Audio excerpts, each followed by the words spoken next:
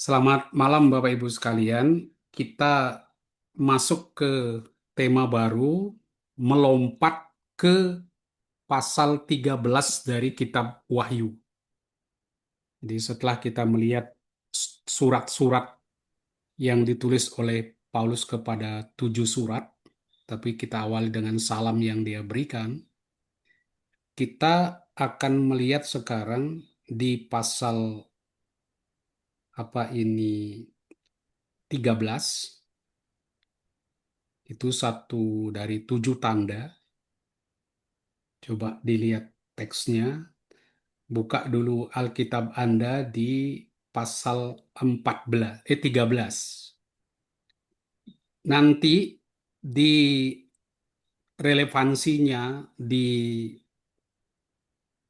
refleksinya, baru saya akan tunjukkan bagaimana teks ini menjadi spirit melawan anti-Kristus dan juga materialisme dan eksploitasi ekonomi.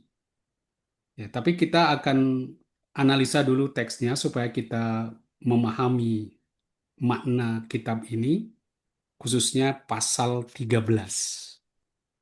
Nah, sebelum itu sebagai pengantar untuk memudahkan kita memahami teks ini, saya tunjukkan bahwa pasal 13 ini bagian dari pasal 11 ayat 19 sampai dengan pasal 15 ayat 4. Coba Anda lihat di teks Anda, itu biasanya diberi judul, diberi makna, bagian 7 tanda. Ya, the section of the seven signs. Bagian 7 tanda. Itu para ahli biasa sebut gini.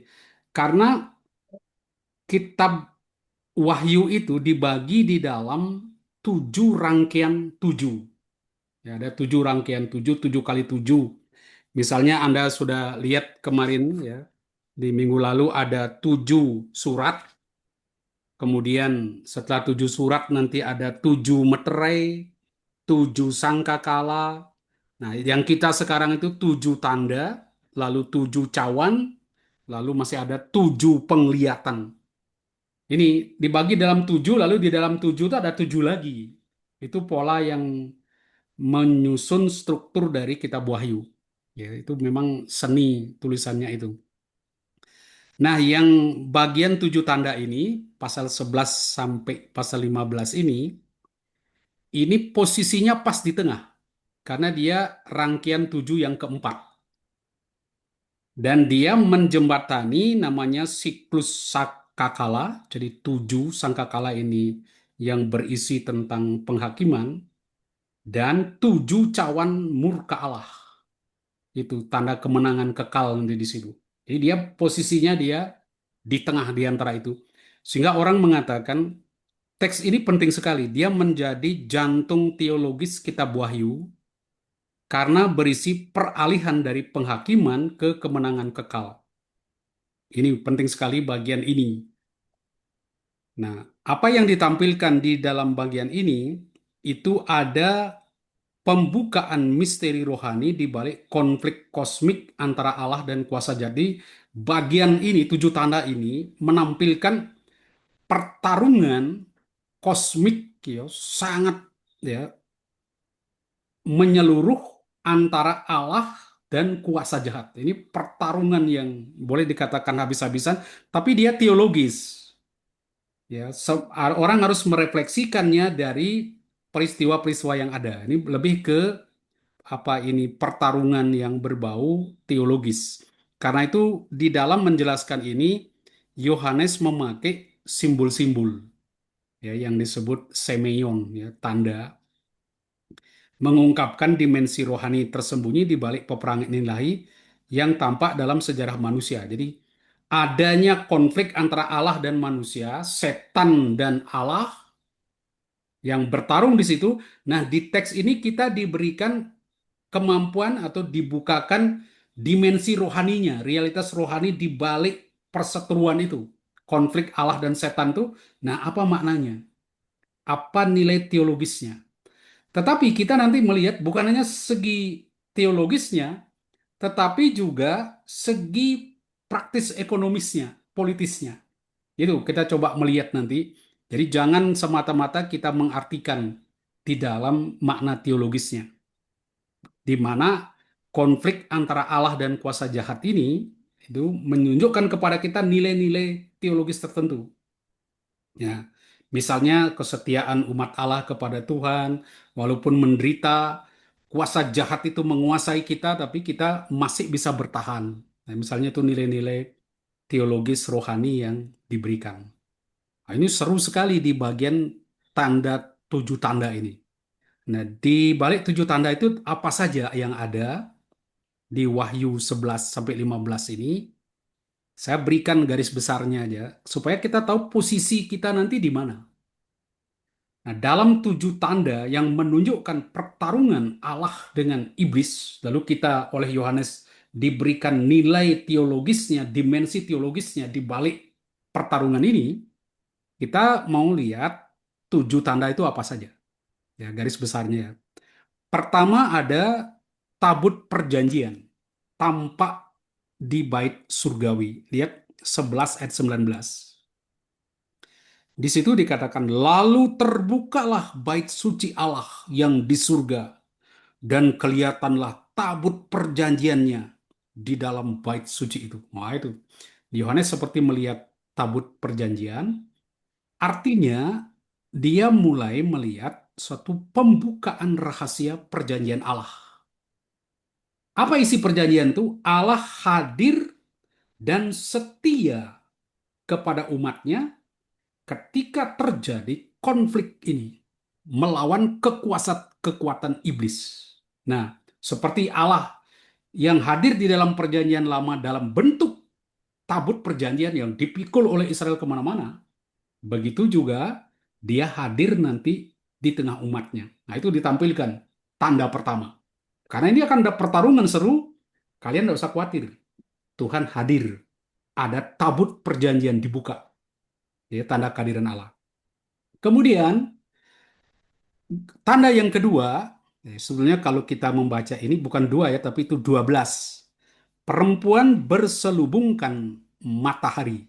Coba lihat di 12, 1, 2. Kemudian tampaklah suatu tanda besar di langit. Seorang perempuan berselubungkan matahari dengan bulan di bawah kakinya dan sebuah mahkota dari 12 bintang di atas kepalanya. Ya, kita mungkin suatu saat kita bahas ini apa maknanya, tapi saya mau tunjukkan dulu gambaran perempuan berselubung ini. Ada yang mengartikan itu umat Allah dalam pengertian dulu umat Iya, Allah itu Israel. Nah, sekarang oleh umat Kristen, perempuan ini adalah gereja, orang Kristen yang di dalam teks ini melahirkan seorang anak yaitu Mesias. Dan dia setia di dalam penderitaan umat Allah, simbol kesetiaan dia. Bagaimana perempuan ini tetap setia dan dia dilindungi oleh Tuhan. Maka dia nanti dibawa ke padang gurun dan sebagainya. Tapi dia setia, menunjukkan kesetiaan dia kepada Tuhan, ya umat Allah ini. Nah, setelah itu, Anda lihat di ayat 3, lalu tampaklah suatu tanda yang lain di langit. Dan lihatlah seekor naga merah padam yang besar. Nah, itu tanda ketiga, itu ada naga merah besar. Tadi perempuan yang berselubungkan matahari gambaran dari gereja, dulu mungkin gambaran Israel, tapi tekanannya gambaran dari umat Allah yang melahirkan Mesias. Sekarang ada naga merah besar ya, padam merah padam. Itu gambaran dari iblis ya, setan, penguasa dunia yang ingin menghancurkan rencana keselamatan Allah. Jadi Allah mau menyelamatkan kita. Nah, ini muncul naga ini yang mencoba menghancurkan. Nah, setelah itu Anda lihat naga ini ada pertarungan seru, anak laki-laki dan ada perempuan di surga. Jadi ada peperangan di surga. Jadi muncul ada tokoh baru dimunculkan di ayat 5. Ia melahirkan seorang anak laki-laki yang akan menggembalakan semua bangsa dengan tongkat besi. Namun anaknya itu dirampas dan dibawa kepada Allah ke tahtanya. Langsung dibawa Itu gambaran kebangkitan Kristus, terjadi peperangan di surga, ya, antara Kristus dan si setan ini. Nah, setannya kalah, terjadi kidung besar sekali, yo, karena menang ke Kristus ya, terjadi apa nyanyian gembira, dan binatang itu dilemparkan ke bumi sehingga binatang itu nanti menyerang perempuan yang di bawah. Ini Anda lihat, naga itu akan memburu perempuan. Jadi dia mengacau manusia, umat Allah, gereja, karena dia kalah di atas. Dia tidak terima, dia balas dendam, dia kejar pengikut Kristus.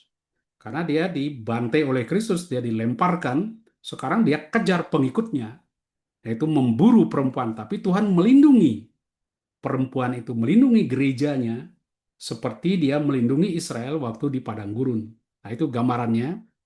Nah, kemudian muncullah binatang yang keluar dari laut. Ini yang akan kita bahas. Jadi naga itu, ya, naga ini yang bertarung mencoba menghancurkan pengikut Kristus. Sekarang dia pakai sumber lain, tenaga lain, yaitu binatang yang keluar dari laut. Ini menunjukkan kuasa politik imperial, yaitu Roma, yang adalah antikristus. Ini kaki tangan dari naga itu. Kekuatan dari naga itu bisa dilihat di binatang yang keluar dari laut yang mencoba menghancurkan gereja. Ya, karena tadi kan gagal di surga, kalah, kejar perempuan itu juga belum berhasil. Sekarang dia memakai tenaga lain, yaitu binatang yang keluar dari laut, ini anak buahnya, ya, juru bicaranya nanti. Kemudian dia pakai yang lain, binatang yang keluar dari bumi, nabi palsu. Yang satu antikristus, yang satu nabi palsu, itu kaki tangan dari naga itu. Ya, yang nanti punya makna kuasa religius, ideologis yang dipakai untuk sebagai sistem untuk menghancurkan gereja, ya, umat Kristen ini. Nah, lalu pada akhirnya kita akan menemukan anak domba di bukit dengan 144.000. Wah, ini menang. Sudah jaya. Nggak usah khawatir. Perjuangan berat. Nggak usah khawatir. Lihat, anak domba sudah menang. Ya, dengan pengikutnya sudah gaya-gaya di atas. Jadi kalian tidak usah khawatir dengan serangan binatang-binatang ini. Gitu ya. Kurang lebih isi dari kitab tujuh tanda. Ya, tujuh tanda ini, yang terdiri dari pasal 11 sampai 15. Nah, kita masuk di pasal 13, 1 sampai 18. Ini saya katakan tadi, dia menyajikan, memaparkan drama besar antara Allah dan setan, perempuan yaitu gereja dan naga, anak domba dan binatang. Ini seperti pertarungan dua ini. Ya, mereka semacam antitesisnya disajikan di sana. Ya, ini kita melihat, maka saya sering katakan ini suatu pertarungan, perang Baratayuda. Ini antara kekuatan Allah dan kekuatan setan. Nah, di dalam narasi ini, kita Wahyu ini, kita akan lihat pertarungan dua kerajaan, kerajaan Allah yang diwakili anak domba dan umat yang kudus, gereja, melawan kerajaan dunia setan yang diwakili oleh binatang dan pengikutnya. Itu pertarungannya. Nah, di dalam pertarungan ini, ketika kita melihat medan pertarungan, ada penontonnya. Penontonnya kita, manusia umat Allah yang sedang beribadah. Menonton pertunjukan yang seru ini, harus mengambil pilihan. Kalian mau ikut yang mana? Mau ikut kekuatan iblis atau kekuatan Allah? Nah, kekuatan iblis itu sangat menarik. Karena dia tampak jelas di dalam ekonomi, ya, di dalam kemakmuran, sehingga akan menggoda orang mengambil pilihan mengikuti si binatang itu. Nah, tapi nanti ditunjukkan itu resikonya tinggi, ya, kalian akan dibawa kepada kebinasaan. Mungkin awalnya kelihatan hidup enak, tapi ujung-ujungnya Anda dibawa kepada kebinasaan. Nah, setelah bagian tanda-tanda ini, maka ditampilkan tujuh cawan kemurkaan yang merupakan akibat final dari penolakan terhadap Allah. Kalau Anda memilih setan, tidak memilih Allah, Kelihatan hebat di awalnya, tetapi ujungnya nanti Anda akan mencapai kehancuran total ya karena kemurkaan total. Itu kurang lebih kita lihat cerita awal dari pengantar dari teks itu. Kita akan fokus di pasal 13. Ya, pasal 13 tadi sudah saya tunjukkan tentang binatang yang keluar dari laut dan binatang yang keluar dari bumi. Apa itu ya? Di antara 7 tanda yang dilihat oleh Yohanes. Nah, untuk memahami ini, jangan lupa konteksnya. Kita tidak boleh menjauh dari ini, yaitu ditulis sekitar tahun 95 Masehi, ketika Kaisar Domitianus menjadi Kaisar Romawi yang berkuasa antara lain di apa yang kita sebut di wilayah Asia Kecil, ya sekitar tahun 81 sampai 96. Dan itu harus dipahami di situ. Apa yang dilakukan oleh Domitianus dan minggu lalu saya sudah tunjukkan ada terutama kultus kaisar, kultus imperialisme yang mengajak bahkan sedikit memaksa orang untuk menyembah kaisar dan memberi dia gelar-gelar seperti Allah, ya pembebas, pencipta, Tuhan, Tuhan Allah, luar biasa. Jadi benar-benar mereka itu seperti dia yang ilahi yang patut dipuja. Itu kultus kaisar itu. Kemudian kita lihat ada sistem ekonomi karena kita mau lihat apakah ini betul-betul eksploitasi ekonomi global. Jadi kita perlu mempelajari ekonomi Romawi di zaman itu yang benar-benar mengaitkan ideologi imperial, ya, ajaran-ajaran supaya orang menyembah apa itu raja atau kaisar, kemudian dikaitkan dengan penyembahan uang, mamon, dan bagaimana ekonomi dijalankan sangat berkaitan dengan soal kesetiaan kepada kaisar. Jadi, nah, teks ini disajikan dalam dua bentuk. Pertama, nanti kita akan lihat bagaimana binatang yang keluar dari laut, seperti apa di deskripsinya, lalu diterangkan secara jelas apa yang dia lakukan, lalu gimana reaksi kita terhadap tindakan atau reaksi orang-orang terhadap perbuatan dari binatang ini. Itu kurang lebih struktur yang dia pakai di dalam membahas dua binatang ini. Mari kita lihat secara lebih teliti sekarang. Harus dibaca ya supaya merasakan enaknya teks ini. Lalu aku melihat seekor binatang keluar dari dalam laut, bertanduk 10 dan berkepala 7. Di atas tanduk-tanduknya terdapat 10 mahkota dan pada kepalanya tertulis nama-nama hujat. Binatang yang kulihat itu serupa dengan macan tutul, kakinya seperti kaki beruang, dan mulutnya seperti mulut singa. Naga itu memberikan kepadanya kekuatannya, tahtanya, dan kekuasaannya yang besar. Lalu tampaklah kepadaku satu dari kepala-kepalanya, seperti kena luka yang membahayakan hidupnya. Tetapi luka yang membahayakan hidupnya itu sembuh.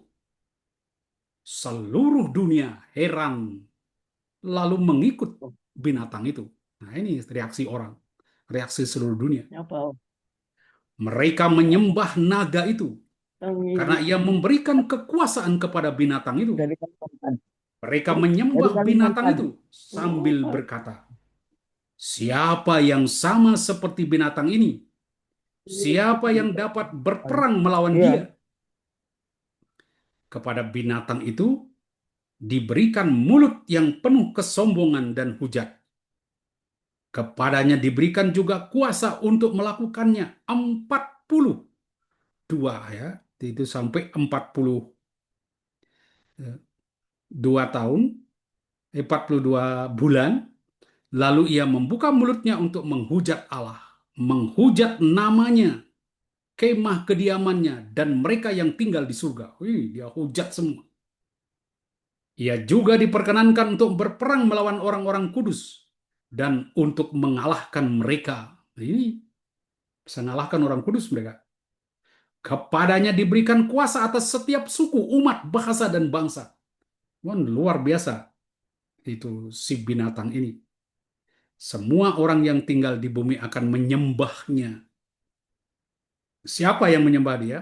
Yaitu setiap orang yang namanya tidak tertulis sejak dunia dijadikan di dalam kitab kehidupan dari anak domba yang telah disembelih. Siapa bertelinga, hendaklah ia mendengar. Siapa yang ditentukan untuk ditawan, ia akan ditawan. Dan siapa yang ditentukan untuk dibunuh dengan pedang, ia harus dibunuh dengan pedang. Yang penting di sini ialah ketabahan dan iman orang-orang kudus. Nah, itu kita pelajari dulu binatang pertama yang keluar dari dalam laut. Jadi ini biasanya dianggap simbol kekuasaan politik imperial, ya, di dalam kekaisaran Romawi. Sekali lagi dipaparkan kalau kita lihat pertama ayat 1 sampai 3 itu deskripsi umum ya, simbolis tentang monster itu. Lalu nanti bagaimana reaksi bumi terhadap terhadap apa yang dia lakukan, mereka menyembah ya. Kemudian ditunjukkan aktivitas yang dilakukan oleh binatang ini. Dia buat apa saja dan bagaimana orang nanti mengikuti dia. Kita lihat perlahan. Jadi Anda sambil memegang Alkitab Anda supaya tidak kehilangan ceritanya. Ya. Pertama itu ada binatang yang pertama. Binatang yang keluar dari laut. Kan ada dua binatang. Jangan lupa sebelum cerita ini ada naga yang memburu perempuan. Tapi kan dia tidak berhasil karena perempuan dilindungi oleh Tuhan. Nah sekarang dia tetap dia mau hancurkan. Lalu naga itu berdiri di pantai laut, kan gitu katakan di ayat 18, pasal 12. Lalu lihat, muncul ada binatang dari laut. Nah, apa hubungan naga dan binatang yang keluar dari laut ini? Di sepertinya kadang-kadang sama, kadang-kadang berbeda. Ya, di binatang yang keluar dari laut itu semacam apa juru bicaranya dia, perwujudan dari naga tadi. Jadi kadang-kadang mereka seperti identik. Ya, karena itu karena Anda lihat misalnya di ini, lihat naga itu memberikan kepadanya kekuatan. Jadi tahtanya. Jadi seakan-akan dia beralih dari naga itu dia beralih ke binatang itu. Kalau Anda lihat ya mereka ini mereka menyembah naga itu karena memberikan kekuasaan kepada mereka menyembah binatang itu. Nah, antara naga dan binatang itu kadang-kadang menjadi sama.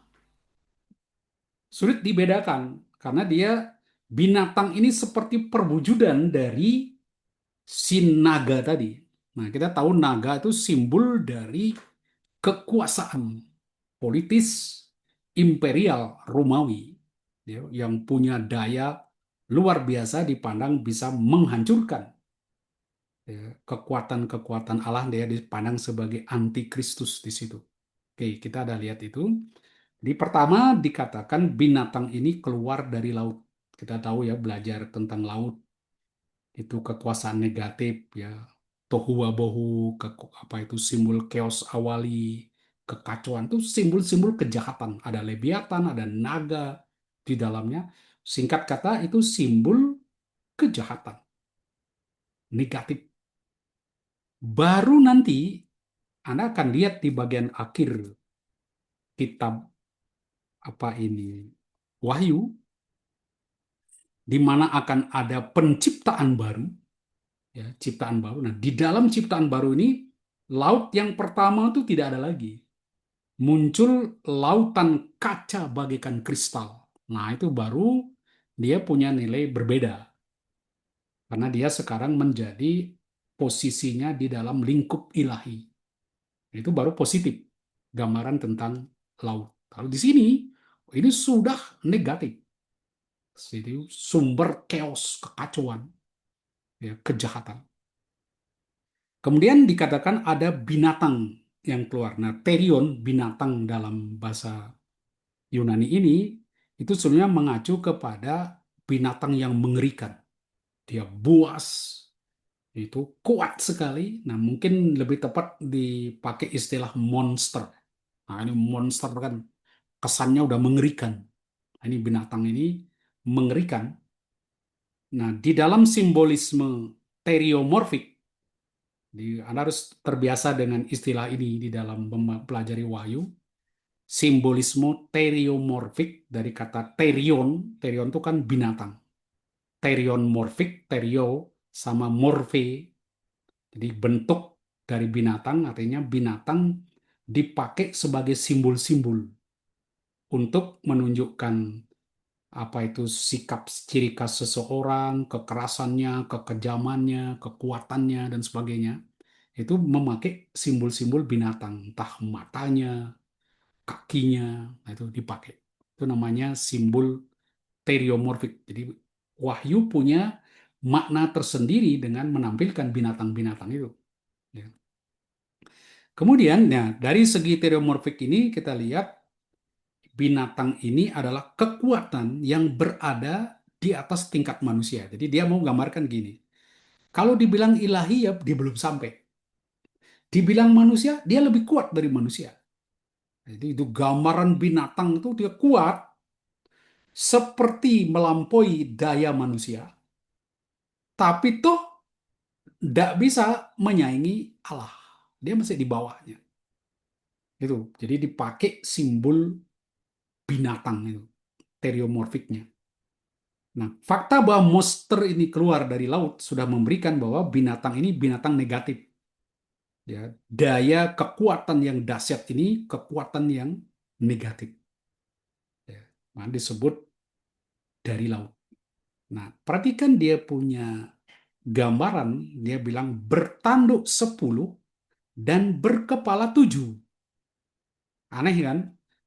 Kepalanya 7 kita mengharapkan tanduknya 14. Nah, ini tanduknya cuma 10, kepalanya 7. Mungkin ada yang 2 tanduk, ada yang satu. Tapi kita tidak perlu terlalu bermain mencoba melukiskan binatang itu kayak apa. Kepalanya 7, lalu tanduknya Anda coba pasang di mana ya. Karena angka itu sering mempunyai makna-makna simbolis di dalam kitab Wahyu. Misalnya angka 7 jelas itu angka yang sempurna.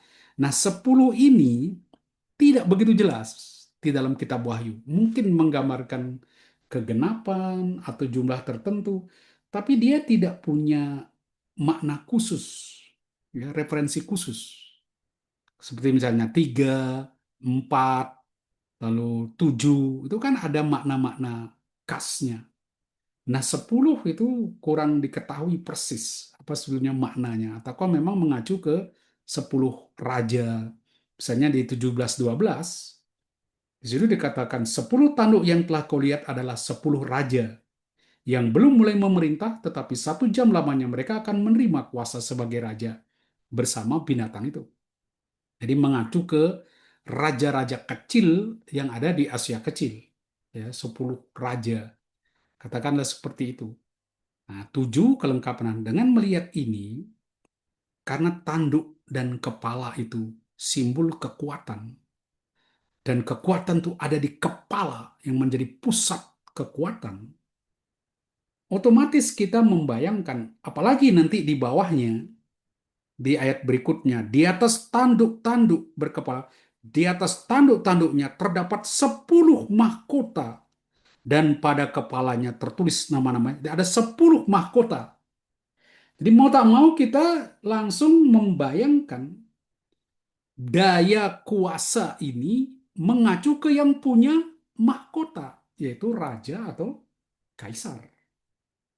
Jadi simbol yang ditampilkan di sini adalah kaisar yang punya kekuatan dahsyat bahkan hampir sempurna dan dia memiliki pusat-pusat kekuatan, ya, tempat-tempat kekuatan yaitu kepala 7. Di mana itu? Biasanya pada kaisar. Kan saya katakan tadi, simbol yang ada di sini, seperti binatang juga naga, itu kan mengacu ke kekuasaan kaisar, ya, kekaisaran Romawi, di mana tanduknya, di mana kepalanya, dayanya yang efisien itu di mana kekuatannya? Ya kan ada pada kaisar. Lalu dia punya tanduk kan itu kepala kekuasaan. Lalu dia masih ada tanduknya. Tanduk yang dia bisa pakai untuk nyodok orang dan sebagainya. Yaitu mungkin mengacu kekuatan-kekuatan raja-raja kecil yang dia miliki di Asia Kecil. Nah ini seringkali melalui mereka dia bisa mengeksekusi kehendaknya atau program-programnya. Jadi kita lihat ada kekaisaran Romawi, ada kaisar, ya, katakanlah di sini 7 kaisar yang mungkin yang menonjol, yang dilihat oleh Yohanes. Tapi juga ada kekuatan lain, yaitu 10 kepala. Ini 10 tanduk. Ini yang di 17-12 dikatakan adalah 10 raja yang belum mulai memerintah. 10 raja. Raja-raja yang mungkin ada di Asia Kecil. Yang merupakan wilayah jajahan Roma. Dan ini mereka kan bisa pakai. Kaisar bisa pakai raja-raja ini untuk mengeksekusi program-programnya. Ya, karena sering kan raja-raja kecil itu seringkali jauh lebih jahat daripada raja di pusat. Ya, karena mereka mau cari muka dengan kaisar. Nah, itu kekuatan dia. Kekuatan dia di dalam melakukan gerakan yang disebut gerakan nanti antikristus. Karena dia mau disembah raja ini. Sedangkan orang Kristen menyembah Kristus. Nah, ini konflik itu terjadi. Siapa yang harus disembah? Power yang ditunjukkan oleh kekaisaran Roma ini. Ini. Nah, ini dikatakan, tapi 1 jam lamanya ini mengacu ke 10 kota-kota ya, raja-raja di wilayah-wilayah Asia Kecil. Jadi simbol ini menunjukkan kompleks kekuatan negatif, tetapi di bawah kendali Tuhan yang membatasinya. Jadi memang kelihatan dahsyat sekali kekuatan ini, tetapi yang mengendalikan mereka itu tetap Tuhan. Tuhan kayak biarkan mereka. Dahsyat memang, tapi ya masih di bawah Tuhan. Di atas tanduk-tanduknya terdapat 10 mahkota dan kepalanya tertulis nama-nama hujat. Lihat nih, ada 10 mahkota di mana-mana, lalu pada kepalanya tertulis nama-nama hujat. Jadi orang-orang ini, tokoh-tokoh penting ini, raja-raja, kaisar-kaisar ini yang punya tanduk, ya, punya kekuasaan, tapi lihat pada kepalanya tertulis nama-nama hujat. Kalau kita lihat ada 7 kepala yang jadi pusat kekuatan mereka. Mungkin itu kaisar-kaisar. Pada kaisar tuh ada nama hujat. Hujatannya apa? Yaitu gelar-gelar yang diklaim oleh kaisar atau yang diberikan kepada kaisar yang bagi kacamata Yohanes adalah sebuah hujatan kepada Tuhan. Apa? Misalnya mereka mengklaim dirinya sebagai penebus, sebagai pencipta, sebagai Tuhan Allah. Mereka mengklaim diri seperti Kristus, seperti Yesus, gelar-gelarnya.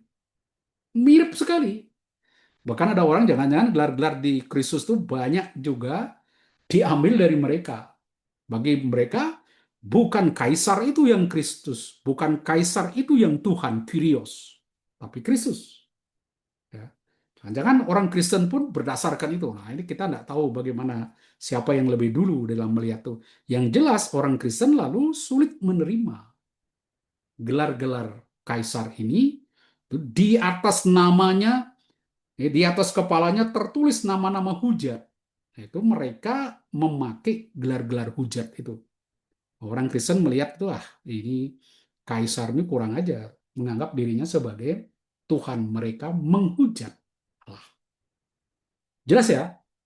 Gambarannya bagus sekali ya, tapi kita bisa menangkap sekarang, oh ini ke sana tuh larinya gambaran ini.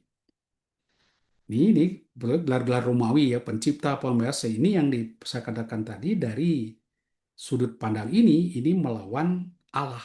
Terutama Kaisar Domitianus. Kita udah lihat kultus kaisar, kultus imperial, di mana dia mendorong supaya rakyatnya itu menyembah dia. Ini Tuhan dan Allahku, minta disembah seperti Tuhan dan Allahku. Orang harus mempersembahkan korban persis seperti upacara-upacara korban, lalu dewanya, Allahnya, kaisar. Nah, ini kan bikin orang Kristen stres di situ. Waduh, ini gimana? Inilah kekuasaan lain yang menyaingi penyembahan kepada Allah, kepada anak domba. Lihat situasi yang ada di abad-abad pertama. Oke. Itu ciri kedua ya, sudah kita lihat ciri keduanya. Jadi mengacu jelas sekali ya kepada kaisar yang di kepalanya punya nama-nama hujat. Ya, mereka menghujat Allah. Ciri ketiga, mereka dahsyat ya, terus menghujat. Sekarang yang ketiga, binatang itu serupa dengan macan tutul, kakinya seperti kaki beruang, dan mulutnya seperti mulut singa. Oh, itu gimana? Modelnya kayak apa? Silakan menggambar. Kakinya itu binatang itu mirip macan tutul, kakinya seperti kaki beruang, mulutnya seperti mulut singa. Kayak apa ya? Binatang yang tidak ada. Memang Yohanes suka bikin gambaran-gambaran binatang, ya, itu teknik simbol-simbol binatang yang dia pakai. Memang tidak ada binatang itu kan dia bikin-bikin. Tapi punya makna, mana moral, makna teologis di balik simbol-simbol itu. Nah, kenapa dia pakai gambaran ini? Rupanya Yohanes itu sudah terbiasa dengan tulisan-tulisan Daniel yang juga memakai bahasa apokaliptik. Jadi dia mengerti itu, lalu dia coba pakai, dia olah, memakai bahasa itu. Kita lihat apa yang dikatakan Daniel ketika dia menceritakan tentang penglihatannya.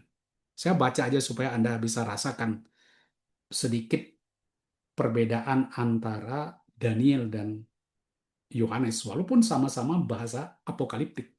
Ya. Pada malam hari, aku mendapat penglihatan. Tampak keempat angin dari langit mengguncangkan laut besar. Dan empat binatang besar naik dari dalam laut. Yang satu berbeda dengan yang lain. Jadi semua keempat-empatnya tuh dari laut. Kalau tadi kan Yohanes kan cuma dua. Satu dari laut, satu dari bumi. Kalau kalau Daniel, empat binatang semuanya dari laut. Ya. Sekali lagi, gambaran laut itu sudah negatif. Ya, kejahatan. Yang pertama rupanya seperti seekor singa. Nah, ini Anda lihat, ya, seperti singa. Kalau di sini mulutnya seperti singa. Ini memang binatangnya seperti singa. Dan mempunyai sayap burung Raja Wali. Wah, ini singa bersayap. Siapa itu singa bersayap? Jelas Babel. Ya kan? Itu simbolnya Babel. Aku terus melihatnya sampai sayapnya tercabut dan ia terangkat dari tanah. Ia ditegakkan pada dua kaki seperti manusia dan kepadanya diberikan hati manusia. Punya hati manusia deh. Tampak ada seekor binatang lain. Yang kedua, rupanya seperti beruang. Nah ini, kalau di sini kakinya seperti beruang. Kalau ini binatangnya seperti beruang. Ya, dikatakan, ia berdiri pada satu sisinya dan tiga tulang rusuk masih ada di dalam mulutnya, di antara giginya. Begini dikatakan kepadanya, ayo makanlah daging sebanyak-banyaknya. Kemudian aku melihat tampak seekor binatang lain. Rupanya seperti macan tutul. Nah itu binatang itu serupa macan tutul. Nah, ini lihat dengan empat sayap burung pada punggungnya. Binatang itu berkepala empat dan kepadanya diberikan kekuasaan. Kemudian aku melihat dalam penglihatan malam itu tampak seekor binatang keempat yang menakutkan dan mengerikan dan sangat kuat. Ia bergigi besar dan dari besi. Ia melahap dan meremukkan serta menginjak-injak apa yang tersisa dengan kakinya dan seterusnya. Anda lihat sedikit perbedaannya antara Daniel dan Yohanes. Di Daniel ada 4 binatang yang keluar dari laut. Jelas ini binatang jahat. Dan bagi Daniel, 4 binatang itu adalah 4 kerajaan yang menjajah Israel. Siapa? Pertama, singa bersayap itu adalah kerajaan Babel. Beruang itu kerajaan Media. Macan tutul kerajaan Persia. Dan yang terakhir binatang yang bergigi besar itu adalah kerajaan Yunani. Di Yohanes menggambarkan Daniel menggambarkan bagaimana umat perjanjian ini, Israel banyak sekali menderita penganiayaan dari raja-raja ini yang dia gambarkan seperti binatang. Gitu. Nah, Yohanes rupanya kenal itu. Dia coba menafsirkan, lalu mengimplementasikan pola yang dipakai oleh Daniel, lalu dia pakai itu untuk menggambarkan antikristus ini, kekuatan imperial yang jahat ini. Itu kan melambangkan raja-raja ya, kaisar-kaisar yang jahat. Sekarang dia kenakan pada kaisar, tetapi dia tidak katakan ada 4 kaisar, tapi dalam satu kaisar, ciri itu, watak atau moral itu ada pada dia. Keempatnya ada pada dia. Keburukan dari 4 raja itu ada pada satu binatang ini. Karena itu dia bilang kakinya, yaitu macan tuh kakinya seperti kaki beruang, dia seperti macan tutul, mulutnya seperti mulut, dan dia hanya pakai 3. Ya, yang gambaran Yunani dia tidak pakai. Tapi dari situ kita bisa melihat bagaimana Yohanes memahami kekaisaran Romawi itu mirip dengan 4 kerajaan ini yang menyiksa, menindas umat Tuhan. Dulu umat Israel, sekarang umat Kristen. Nah, itu dia pakai itu ya, sistem yang dia pakai, ya polanya. Naga itu memberikan kepadanya kekuatan tahtanya dan kekuasaannya yang besar. Itu sekali lagi itu iblis tadi, kekaisaran Romawi memberikan itu kepada kaisarnya. Lalu binatang yang mendapatkan kuasa dari naga iblis itu disebut dalam ini ya sebagai kaki tangan iblis. Nah, itulah dia yang pegang kaisar. Ya, praktis kekaisaran Romawi itu ada di tangan kaisar. Kuasanya diberikan kepada mereka. Lalu dia katakan, ada lagi ciri yang menarik. Tadi kan ada 7 kepala, 7 kaisar. Salah satu dari 7 kepala binatang itu kena luka yang membahayakan hidupnya. Tetapi sudah sembuh. Nah, dia menarik juga. Ada 7 kaisar, lalu satu kaisar ini, dia katakan, wah, itu kepalanya ada bekas luka, tetapi sudah sembuh. Nah, apa ini?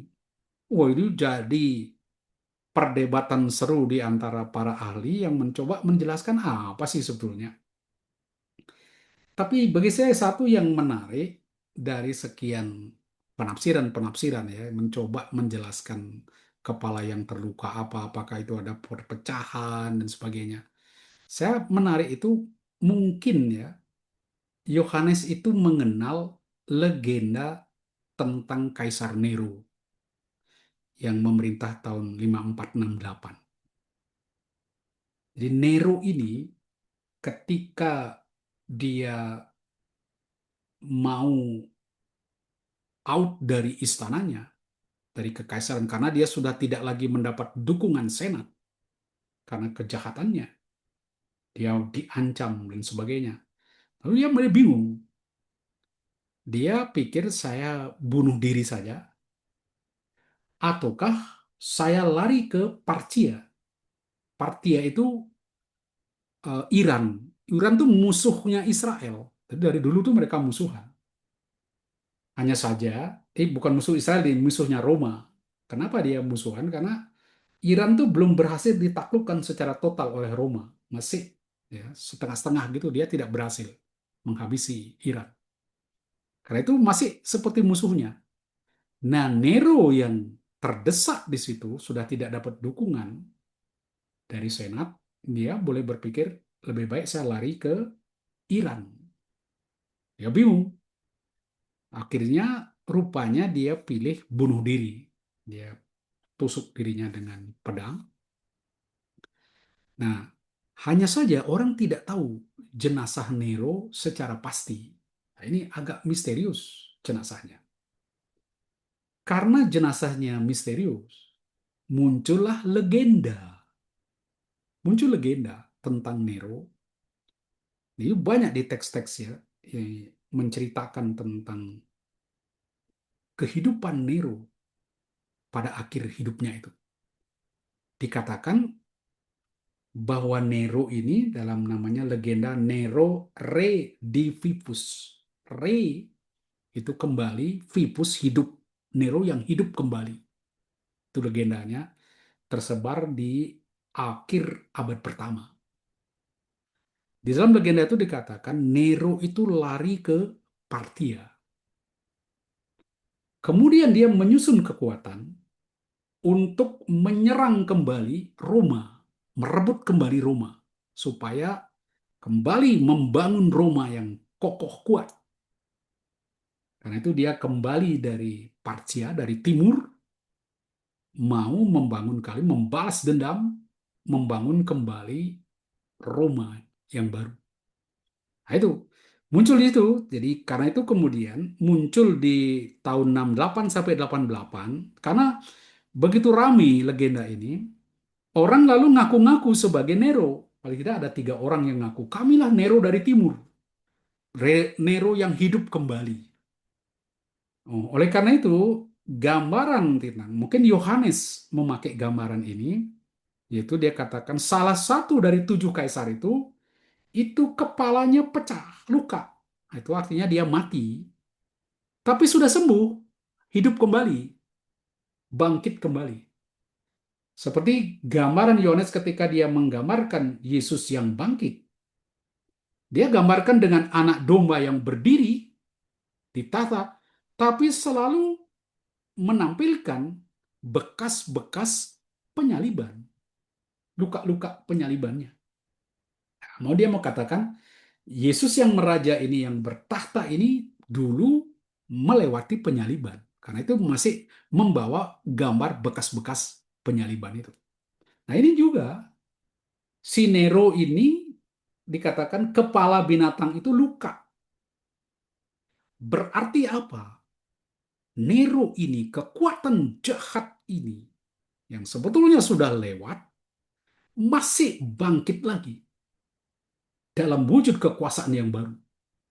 Dan di dalam konteks ini, Yohanes rupanya mengolah yang muncul Nero Redivivus, Nero yang hidup kembali. Itu apanya yang hidup? Bukan Neronya yang bangun, tetapi sikapnya, keuletannya, kekerasannya di dalam menganiaya kekristenan. Itu hidup kembali di dalam kekaisaran Roma, dan itu terjadi pada Kaisar Domitianus. Nah, mungkin ke sana apa yang mau disampaikan oleh Yohanes.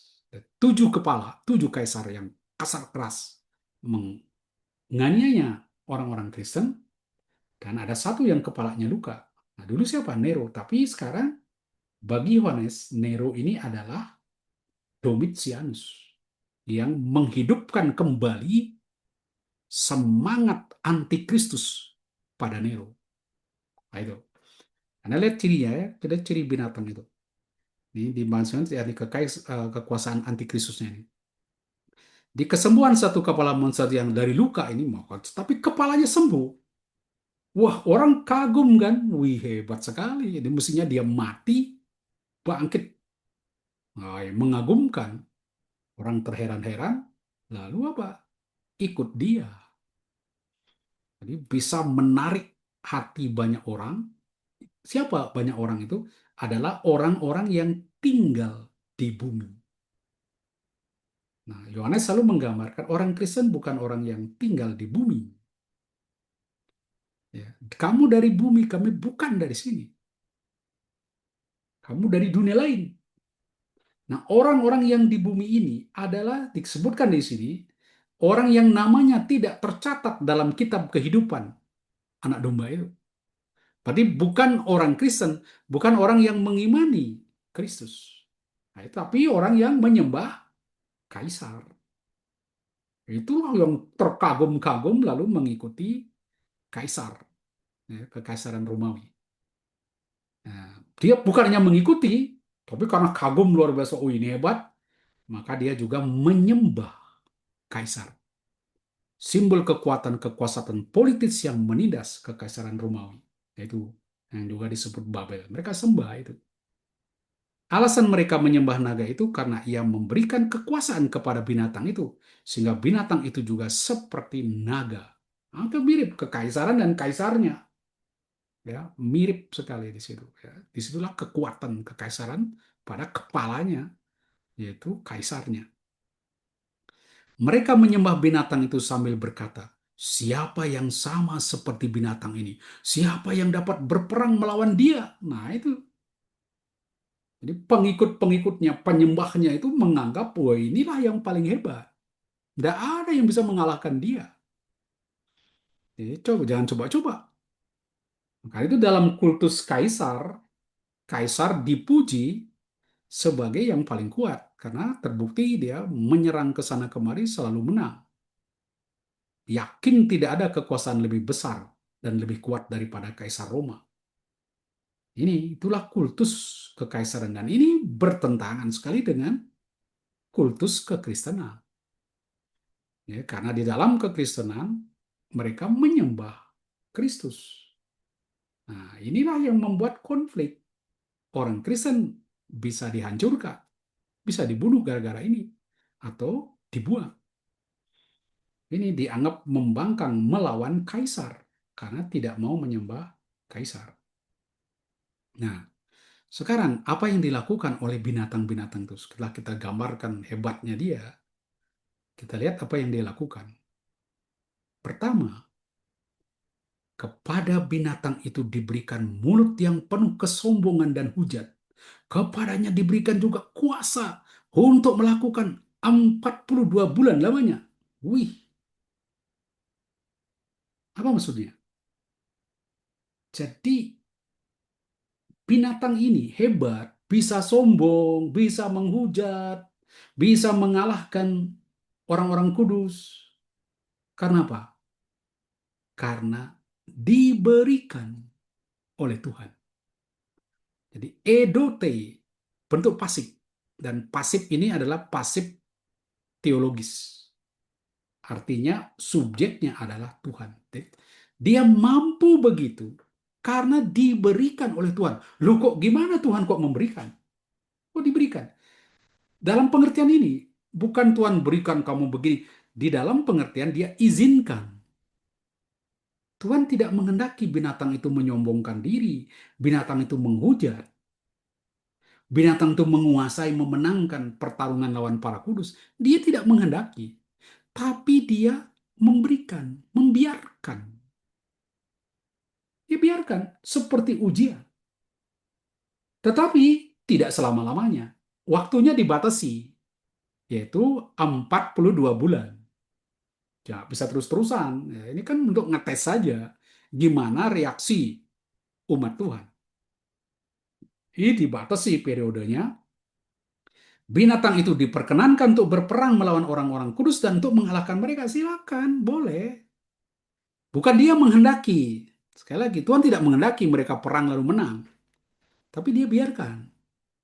Biar orang-orang kudusnya ini tahu bertarung. Ya, tidak menyerah begitu saja.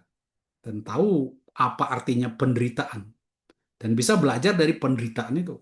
Menemukan yang indah di dalam penderitaan itu. Ini diberikan kuasa setiap suku, ya. Allah memberikan mereka kuasa dan izin untuk melakukan penindasan kepada orang-orang kudus. Luar biasa. Untuk menguji. Jadi tidak apa-apa lakukan dikit-dikit seperti itu. Ya, Tuhan izinkan. Jadi, nah, mengapa alasannya memang tidak disebutkan dia mengizinkan, ya, tapi sekali lagi tidak menghendaki.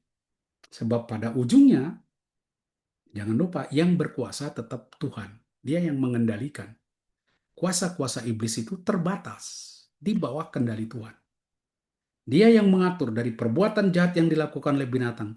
Umat Kristiani dapat mengambil sesuatu yang baik, dapat belajar dari hal yang buruk, karena itu mereka tidak perlu sedih ketika mengalaminya. Ini, penderitaan yang mereka alami di dunia ini tidak abadi, melainkan terbatas, dan setelah masa itu lewat, mereka akan mengalami sukacita. Dan seringkali sukacita itu tampak besar, indah, luar biasa ketika melewati penderitaan.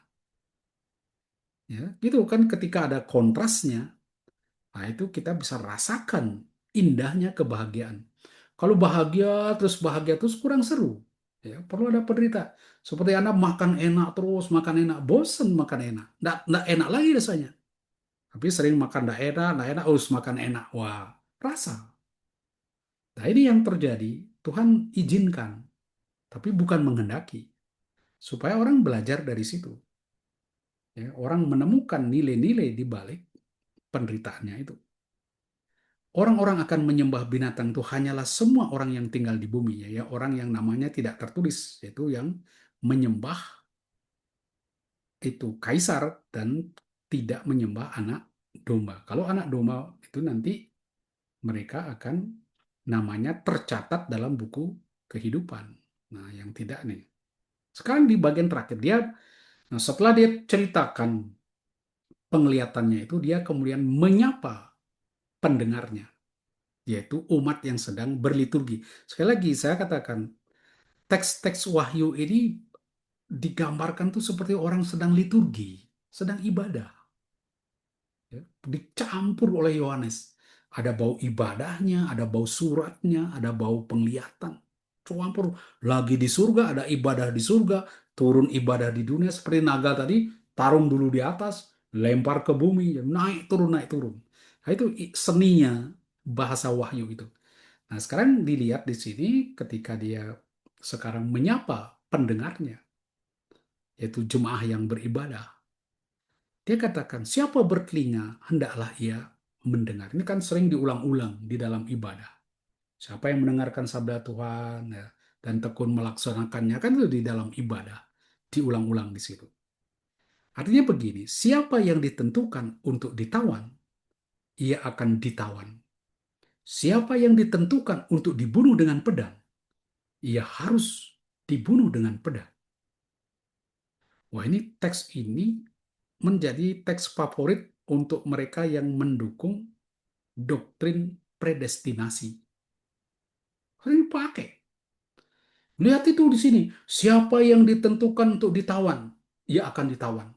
Siapa yang ditentukan untuk dibunuh dengan pedang, ia harus dibunuh dengan pedang. Wah, ini sudah ditentukan. Kamu ditentukan gini, kamu. Apa memang begitu yang dimaksud oleh Yohanes? Kita lihat konteksnya. Yohanes ini rupanya tahu baik teks Yeremia, teks Nabi Yeremia yang menyampaikan, ya, keluhannya kepada Tuhan. Dia katakan, apabila mereka bertanya kepadamu, kemanakah kami harus pergi? Ya, biar tahu kemana mereka harus pergi rakyat ini. Katakanlah kepada mereka, beginilah firman Tuhan, yang ditentukan untuk maut, kemautlah. Yang untuk pedang, kepedanglah. Yang untuk kelaparan, kekelaparanlah. Dan yang untuk menjadi tawanan, ya ketawananlah. Maksudnya Yeremia apa? Dia tidak mau menyampaikan predestinasi.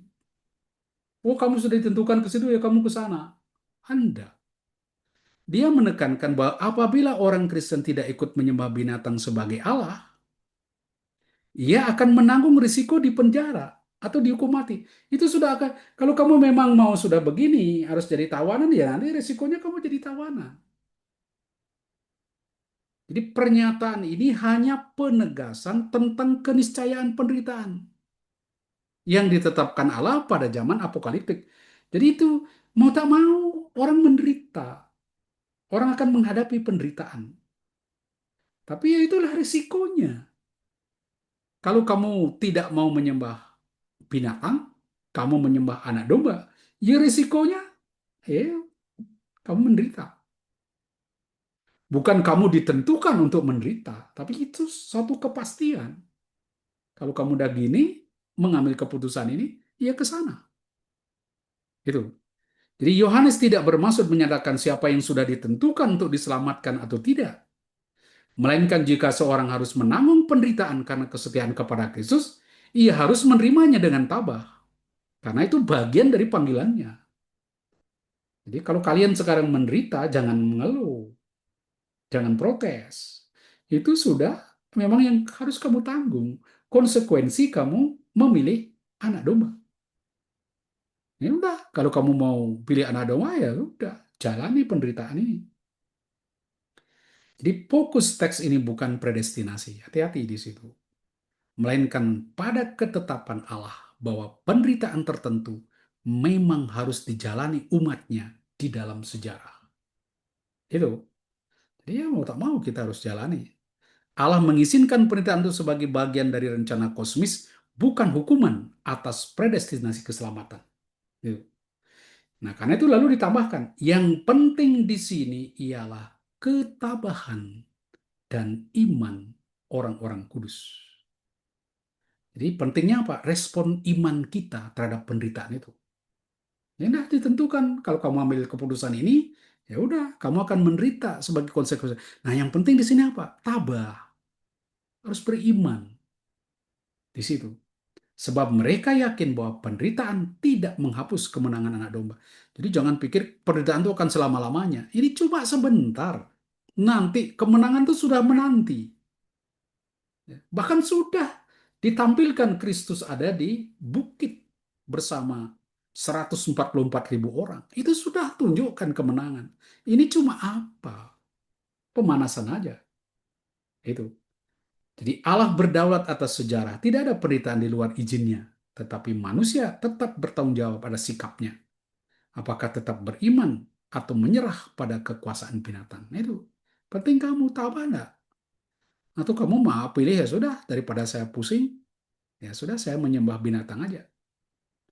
Jadi demikian ya, bukan predestinasi, melainkan panggilan aktif untuk tabah di dalam iman. Itu yang dimaksud. Nah, itu kita lihat binatang yang keluar dari laut. Sekarang binatang yang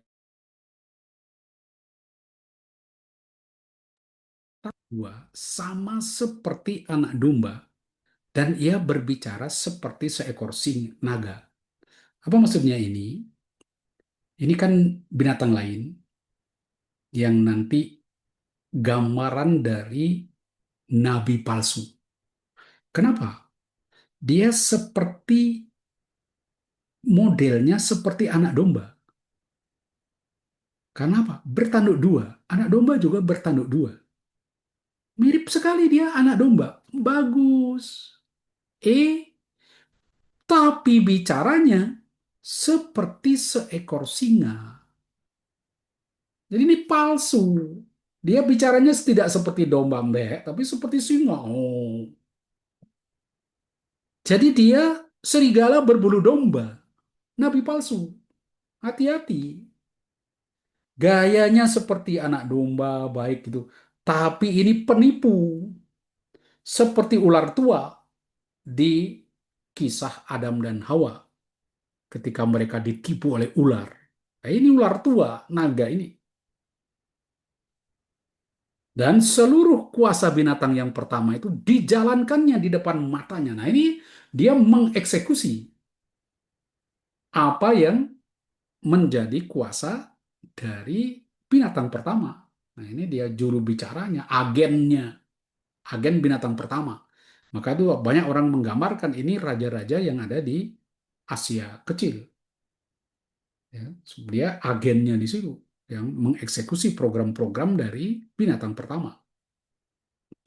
Ini menyebabkan seluruh bumi dan semua penghuninya menyembah binatang pertama yang luka parahnya telah sembuh. Itu binatang pertama kan gambaran tadi seperti apa itu Nero tadi ya, luka gitu. Nah, itu orang menyembah kaisar. Ia mengadakan tanda-tanda dahsyat, bahkan ia menurunkan api dari langit ke bumi di depan mata semua. Jadi ini nabi-nabi palsu mampu membuat mujizat-mujizat. Tapi mujizat itu bukan membuat orang percaya, beriman, tapi bikin orang sesat. Nah, ini bedanya. Ini dikatakan, ia menyesatkan mereka yang tinggal di bumi dengan tanda-tanda yang telah diberikan kepadanya untuk dilakukan di depan mata binatang itu. Ia menyuruh mereka yang tinggal di bumi, jadi yang tinggal di bumi sekali lagi adalah orang-orang penyembah apa itu kaisar yang tidak mau menyembah anak domba, sehingga namanya tidak terdaftar di dalam buku kehidupan anak domba. Gitu. Jadi supaya mendirikan nih, apa yang dia buat agar anak-anak di bumi ini, orang-orang yang tinggal di bumi ini menyembah kaisar, ini kan dia ini kan kaki tangannya, antek-antek dari binatang pertama itu. Itu mungkin mereka raja-raja kecil di wilayahnya. Dia harus mengembangkan, mendorong rakyatnya menyembah kaisar. Karena dia kan boleh dikatakan perwakilan dari kaisar di sana. Karena itu dia, apa yang dia buat? Dia pertama yaitu menyuruh mereka yang tinggal di bumi mendirikan patung untuk menghormati binatang yang luka itu. Menghormati kaisar. Bikin patungnya kaisar untuk menghormatinya. Kemudian memberikan kuasa untuk memberikan nyawa kepada patung binatang itu. Sehingga patung binatang itu bisa berbicara juga. Jadi sakti, bisa ngomong. Dan bertindak begitu rupa sehingga semua orang yang tidak menyembah patung binatang itu nanti akan dihukum. Ia menyebabkan semua orang kecil, besar, kaya atau miskin, merdeka atau hamba, diberi tanda pada tangannya. Yang kedua, di pertama dirikan patung dan bikin patung itu bisa berbicara. Jadi hebat, punya power, sehingga menarik orang, kagum orang kepadanya, sehingga orang menyembahnya. Kedua, ini yang penting yang kita akan bahas nanti, menyebabkan semua orang kecil diberi tanda pada tangan kanannya atau dahinya. Dikasih tanda. Ya kayak budak dikasih cap nama tuan pemiliknya atau sapi dikasih cap, dikasih meterai. Orang kelihat sapi, oh ini sapi miliknya siapa? Ini budak ini miliknya siapa? Karena ada nama tuannya. Nah mungkin itu orang-orang yang memuja dia dikasih tanda cap. Ini miliknya dia, ini miliknya kaisar. Ya, pada dahinya. Dan tidak seorang pun dapat membeli atau menjual selain mereka yang menandai memakai tanda itu, yaitu nama binatang itu atau bilangan namanya.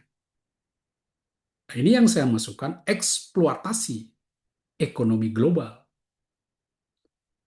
Luar biasa liciknya. Karena dia lalu mengaitkan penyembahan kepada kaisar. Dan supaya orang menyembah, dia kasih cap tanda. Kamu milik kaisar, kamu setia kepada kaisar, atau orang yang membangkang. Jadi orang-orang Kristen kan termasuk yang tidak mau.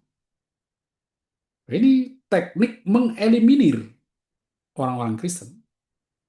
Nah, lebih parah lagi, sistem kekuasaan ini, usaha untuk membuat orang menyembah dia, dia kaitkan dengan ekonomi.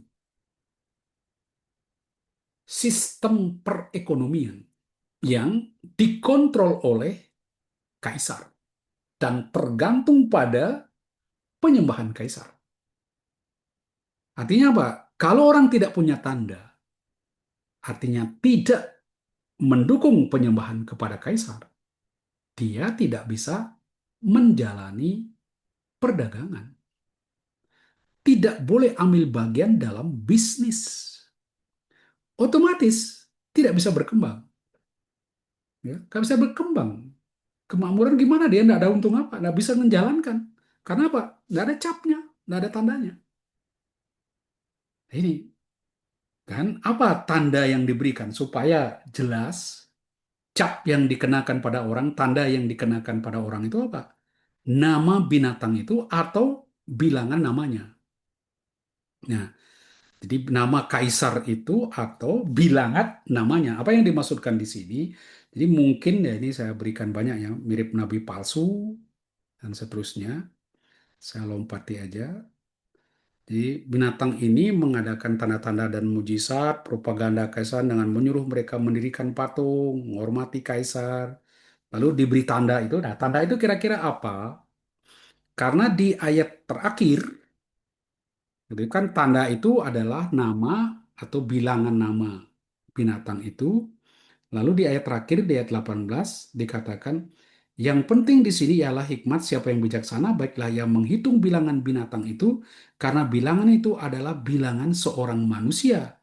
Dan bilangannya ialah 666. Jadi dia katakan, pada tangan kanan manusia atau dahinya, dahi dari orang yang berpartisipasi dalam kultus kaisar, yang mengakui setia kepada kaisar, itu diberi cap, diberi tanda sebagai tanda dia miliknya tadi kan. Nah, tandanya itu apa? Oh, itu banyak perdebatan di antara para ahli, kira-kira apa? Ya, orang katakan ya mungkin itu mata uang logam ditempelkan, mungkin itu tato atau apa distempelkan di badannya. Kan bisa supaya orang tahu. Hanya saja karena dikatakan nama, tanda itu adalah nama binatang itu dan bilangan namanya. Kemudian pada ayat 18 dikatakan dan bilangannya ialah 666. Orang lalu mengatakan, oh berarti tanda yang ditempelkan itu adalah 666. Ini kan nama binatang itu, nama bilangannya.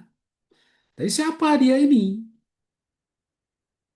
Apa sebetulnya yang dimaksud 666 ini? Nah, ada yang banyak tafsiran, memang ditulis 666. Artinya, ya orang-orang yang memegang ini kan dari perspektif Yohanes, penulis Kristen.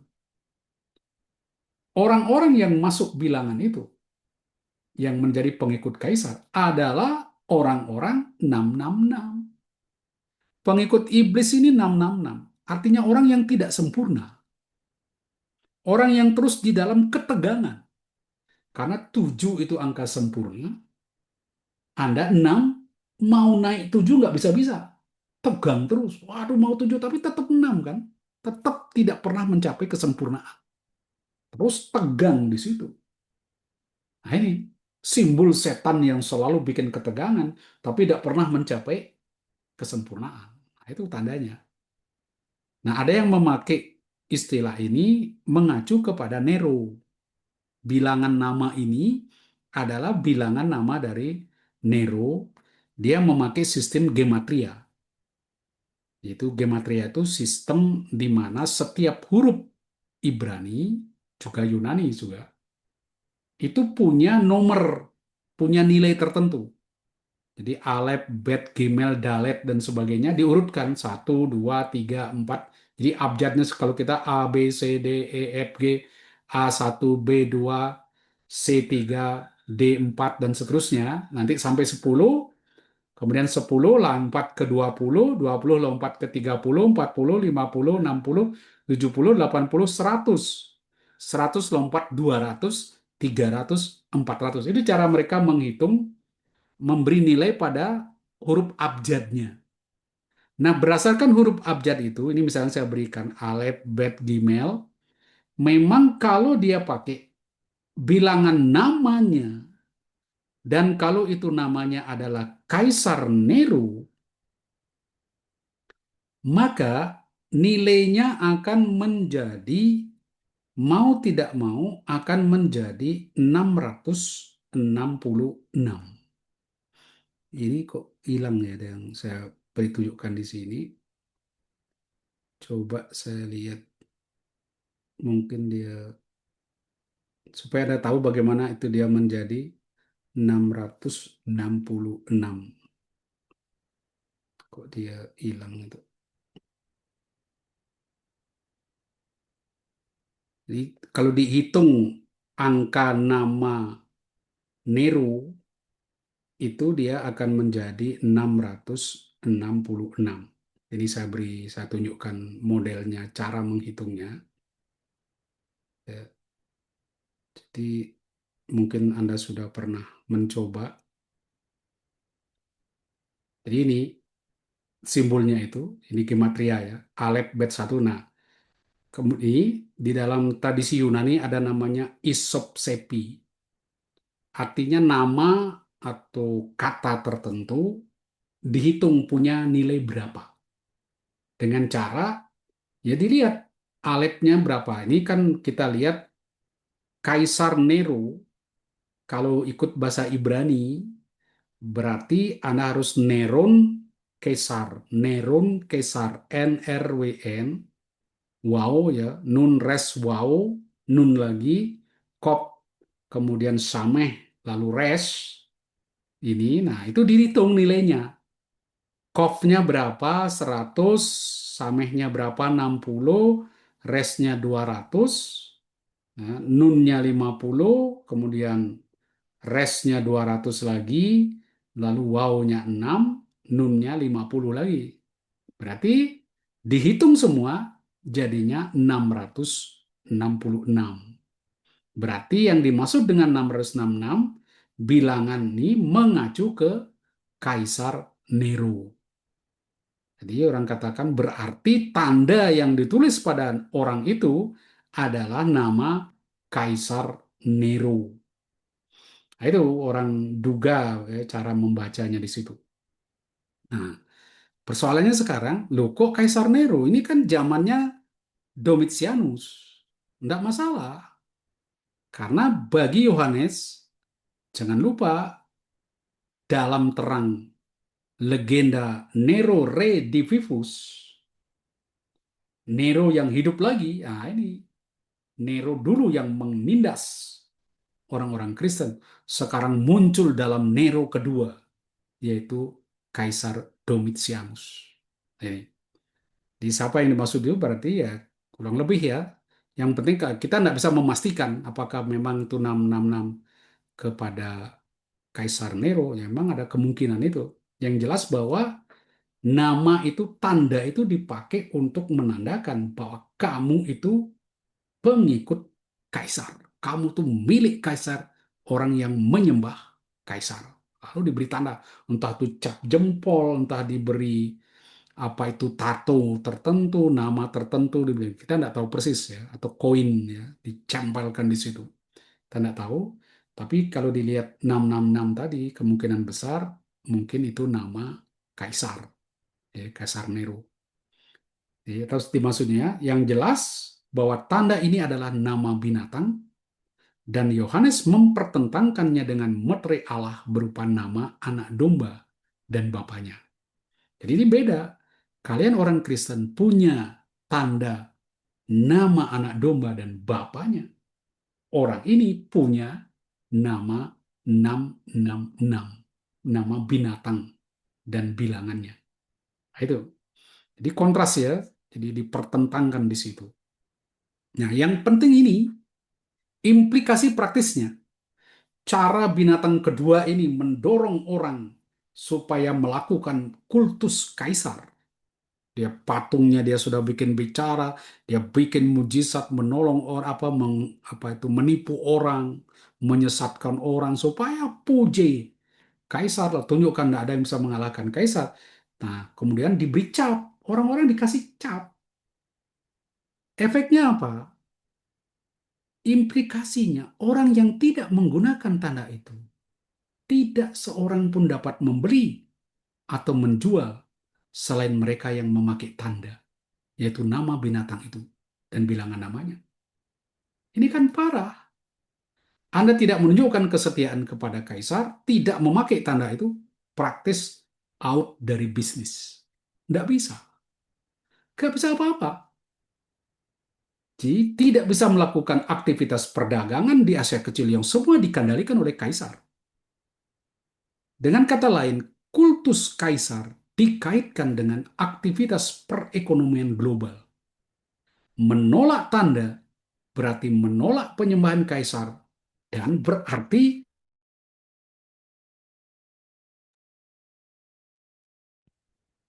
nah ini luar biasa ya.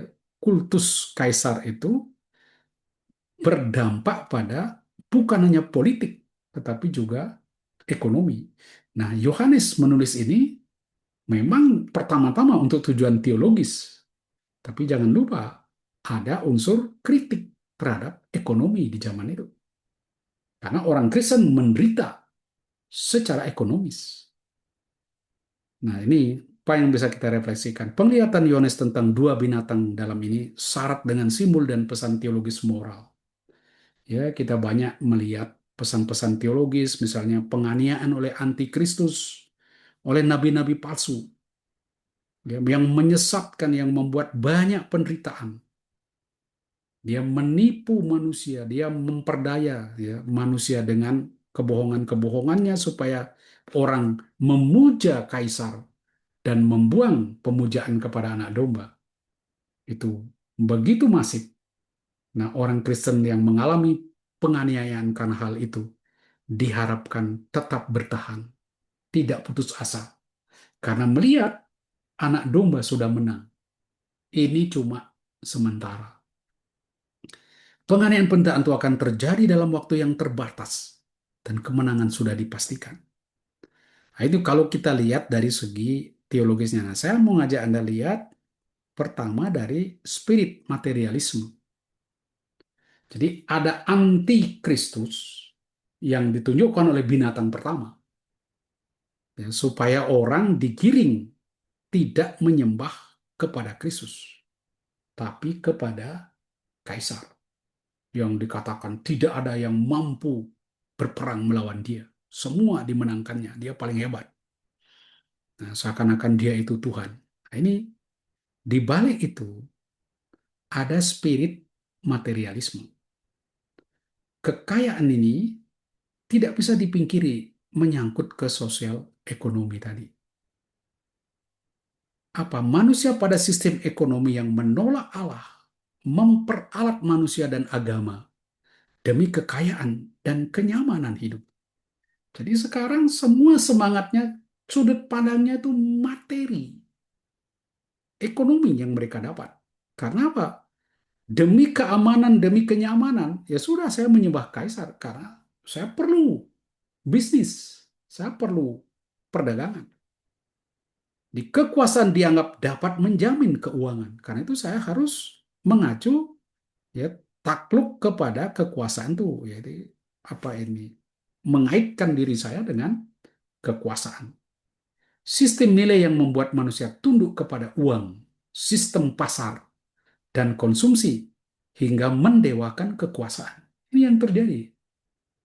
Di sistem yang kita lihat, akhirnya orang punya semangat materialistis. Dia lebih tunduk kepada uang. Cari-cari aman supaya saya bisa berbisnis, ya sudah. Saya tunduk kepada kaisar, menyembah dia.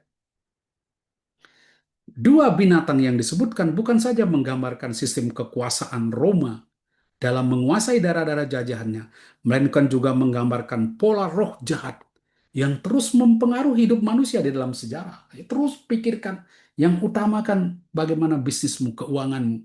Udah, kalau harus menyembah kaisar, sudah, sembah saja. Yang penting ini, orientasi materi, uang, mamon. Paul Bokham mengatakan, Kitab Wahyu menyingkap penyembahan berhala terhadap kekayaan dan perdagangan. Jadi semua supaya itu bisa dikendalikan, kekuasaan pun, kekaisaran pun, semua dikaitkan dengan unsur penyembahan kepada kaisar, tetapi juga dengan perdagangan. Ini semua dikaitkan di situ, dikontrol. Spirit binatang bukan hanya kekerasan politik, tapi daya rohani yang menuhankan harta, kuasa, dan konsumsi. Demikian materialisme di sini bukan sekadar sistem ekonomi dan idolatri ekonomi, berhala ekonomi, menyembah pasar, keuntungan, dan stabilitas finansial. Ini yang dikatakan. Nah, dalam teologi Wahyu, ini adalah kebalikan dari penyembahan kepada anak domba. Mereka menyembah pasar, keuntungan, stabilitas. Itu yang dikejar. Ini semangat materialistis. Itulah semangat antikristus. Ya. Sekarang kita lihat eksploitasi ekonomi ini cukup berbahaya. Jadi ekonomi kekaisaran Romawi itu terpusat dan eksploitatif.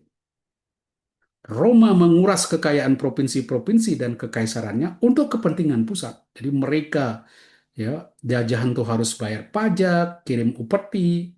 Tapi untuk apa? Membiayai hidup mewah para elit. Ya senat di Roma, poya-poya, pesta-pesta terus. Lalu juga bikin proyek-proyek monumental, kuil, jalan, amphitheater, koloseum, arena-arena pertunjukan yang megah. Tapi kan semua mengakibatkan penderitaan orang di bawah.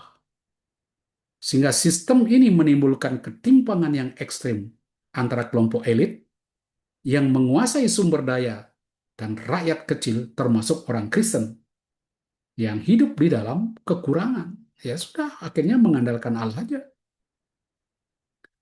Eksploitasi ekonomi juga dilakukan dengan mengaitkan perdagangan dengan agama dan politik. Nah ini, penyembahan kepada kaisar, kamu tidak menyembah, gak dapat. Politik.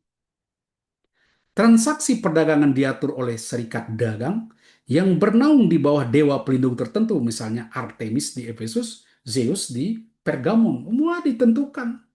Ini yang menentukan dewa-dewa pelindung ini selalu dikaitkan dengan dewa-dewi. Anggota serikat wajib mengikuti upacara keagamaan, termasuk pembakaran kemenyan untuk kaisar. Ya, karena kultus kaisar. Siapa yang menolak menyembah kaisar dan dewa pelindung tidak diizinkan berdagang, tidak dapat membeli atau menjual. Ini mau tidak mau ke penyembahan kaisar. Dengan cara ini perdagangan sangat bergantung pada ketatan ketertundukan pada seorang kaisar. Ini betul-betul eksploitasi ekonomi. Ini diperkuat lagi dengan koin yang mereka pakai. Koin resmi kekaisaran selalu dicantumkan gelar-gelar religius, anak Allah, Tuhan, kaisar ini. Secara tidak mau cuci otak di situ. Melalui koin ada propaganda penyembahan kepada kaisar. Dengan kata lain, dalam uang yang merupakan alat ekonomi juga ditanamkan ideologi palsu agar orang memperlakukan kaisar sebagai Tuhan. Jadi penguasa memakai uang dan penyembahan dalam sistem kekuasaan. Ya, dimanipulasi agama. Ya, saya lihat di Indonesia juga bagaimana agama dieksploitasi untuk bisnis, untuk ekonomi. Ya, kita lihat ada bank syariah. Bahkan menarik bagi saya, kos-kosan pun punya agama. Ya, beberapa tempat saya baca kos untuk orang Muslim, kos untuk orang ini. Jadi seperti kos-kosan pun punya agama, dieksploitasi. Agama dieksploitasi untuk bisnis. Ini khusus untuk orang agama ini. Kalau tidak agama ini, nggak bisa masuk. Ya, dikaitkan semua. Dan ini diarahkan supaya orang takluk menyembah kepada kaisar.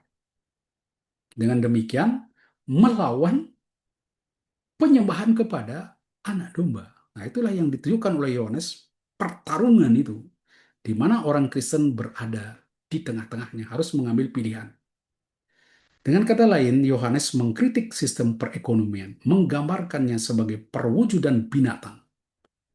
Dikatakan ini seperti binatang, kejam, mendewakan kekuasaan dan kekayaan, hingga mengabaikan Tuhan sebagai penguasa sejati.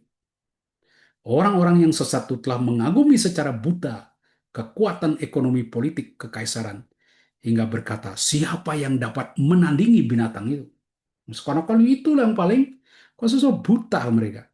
Tidak lagi melihat Tuhan yang lebih berkuasa. Dengan cara ini, Yohanes menyindir kekuatan politik militer Roma yang disimbolkan dengan binatang yang keluar dari laut, dengan ideologi religius dan ekonomi yang menopang sistem itu, seperti digambarkan dalam binatang yang keluar dari bumi. Jadi semua diarahkan menopang sistem itu, dan raja-raja kecil, raja-raja lokal mendukung sistem itu. Karena dia tentu mendapat keuntungan dari kekaisaran. Oke, saya kira itu beberapa poin yang bisa saya sampaikan. Silakan kalau ada pertanyaan atau pandangan lain, silakan. Sambil menunggu, Ya, silakan siapa mau menyampaikan tanggapannya atau kritiknya atau mau sambil menunggu diperjelas. ya, Bapak Skalis. Ya, Dari penjelasan Orion itu boleh saya bertanya ya, ya, enggak terlalu berat. Tapi saya berpikir bahwa sepertinya sejarah berulang ya, dari masa abad pertama sampai saat ini. Dan semakin global ya sekarang, beda. ya, Kalau dulu kan kultus kaisar itu di wilayah Romawi, jajahan ya, Romawi. Tetapi sekarang kayaknya global. ya, Itu tuh saya hanya menduga-duga. Contohnya seperti misalnya Nero, saya baru dengar cerita karena saya belum mempelajari sejarah ini. Jadi tadi diceritakan bahwa Nero itu dia bilang bunuh diri, kemudian eh nggak ada ininya jasadnya, kemudian muncul lagi kan seperti Nero baru gitu. Nah itu saya pernah dengar juga cerita dengan eh, Nazi Hitler, Nazi ya. Jerman Hitler ya. Itu pernah mendengar, sepertinya itu juga bunuh diri, nggak ada jasadnya, terus dibilang muncullah di satu daerah tertentu, tapi tidak Hmm. lagi melakukan kultus kaisar lagi sepertinya. Saya tidak tahu, saya tidak tahu pasti itu. Nah, sekarang lanjut yang cerita tadi tentang apa sejarah tadi. Sekarang itu sebetulnya tanda-tanda yang diberikan. Tadi kan kalau Pak Paskalis kan bilang itu mungkin apa tadi koin atau mungkin gambar kaisar atau Nah, apa ya. nama, Tetapi saya berpikir bahwa sekarang ini tuh kan dengan sistem digital ya. Saya kira kultus kaisar itu apa tanda-tanda itu tidak harus kelihatan mungkin loh Pak ya karena kan kemajuan itu kan sekarang luar biasa ya tapi itu ada pada orang-orang yang pada dasarnya dia karena faktor ekonomi politik atau apa aja dia ngikutin apa kultus kaisar itu jadi menyembah apa yang bukan Tuhan sembah lalu pertanyaan saya di zaman sekarang ini kalau itu benar yang saya sampaikan tadi benar di zaman sekarang ini siapa yang menjadi Yohanes itu Pak? Ataukah Pak Paskalis ataukah semua orang-orang yang tetap mendorong anak-anak Allah untuk tetap tekun, tetap tabah, tetap menyembah Tuhan di dalam keadaan yang saat ini pasti uh, pelan-pelan tapi pasti sepertinya juga mengalami kesulitan yang bentuknya beda ya, tapi sama. Begitu Pak ya. Ini pertanyaan saya. Terima kasih. pertanyaan yang cukup menarik dan reflektif ya. Jadi kita boleh katakan kultus kaisar masih tetap ada kan dewasa ini dengan bentuknya yang berbeda. Cap yang diberikan kepada kita, kita ditandai. Ya. Tadi saya beri contoh misalnya, dengan tanda agama yang diberikan kepada kita, KTP harus ada agama. Syukur-syukur masih di KTP, bukan di dahi kita dicap. Mhm. Kamu Katolik, kamu Kristen, di dahimu udah dicap. Untung ya, nggak sampai ke situ. Tapi kan sudah ada Mhm. pembagian-pembagian orang di situ, lalu bisnis-bisnisnya, perdagangannya juga akhirnya ini kan mengerucut. Ini kelompok saya, ini kelompok saya, dan memaksa orang, mengaitkan orang dengan penyembahan, dengan agamanya, dengan ekonominya di, dikaitkan.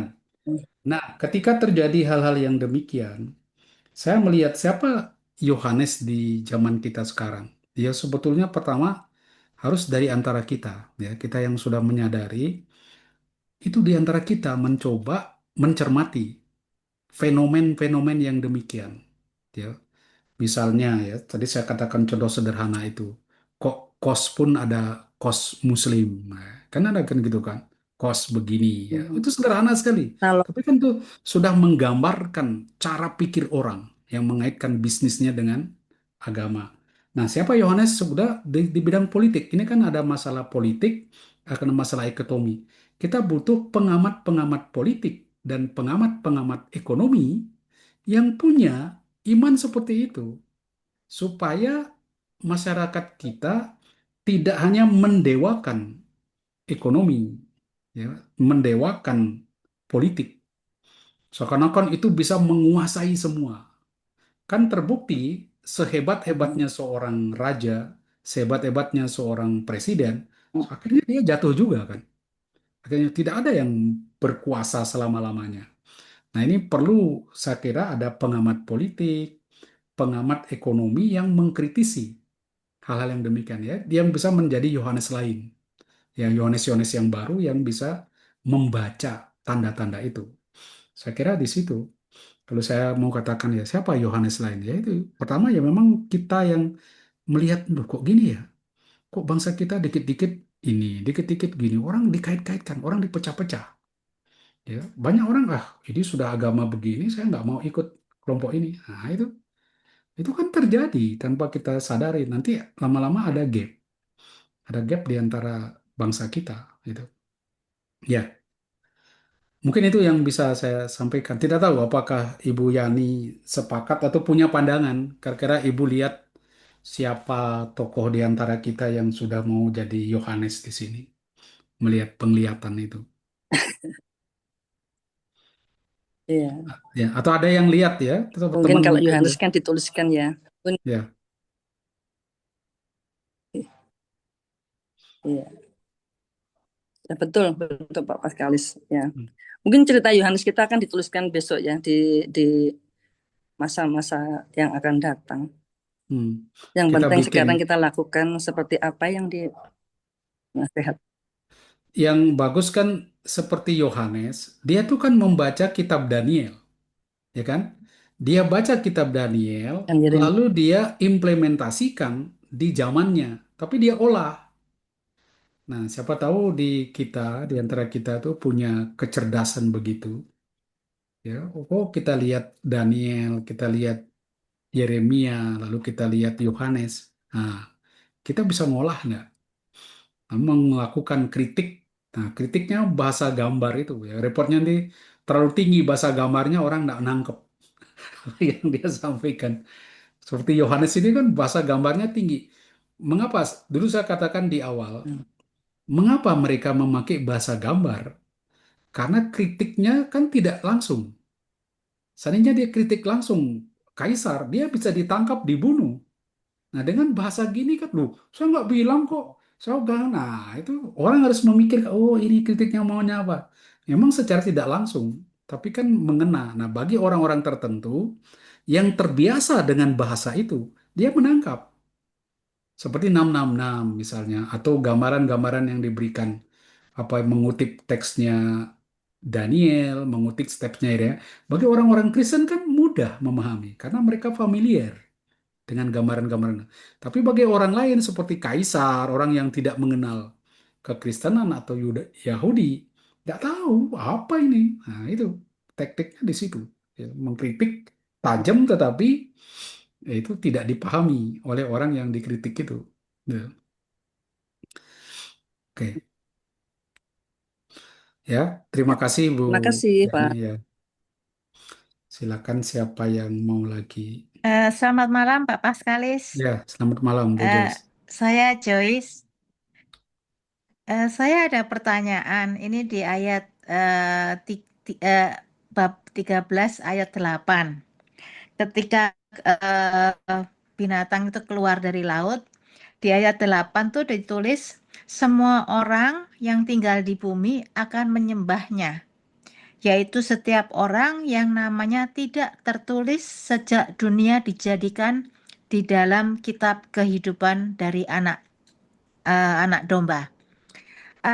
Ini kok seakan-akan menunjukkan bahwa eh, sudah ditentukan oleh Allah sejak semula siapa yang akan menjadi penyembah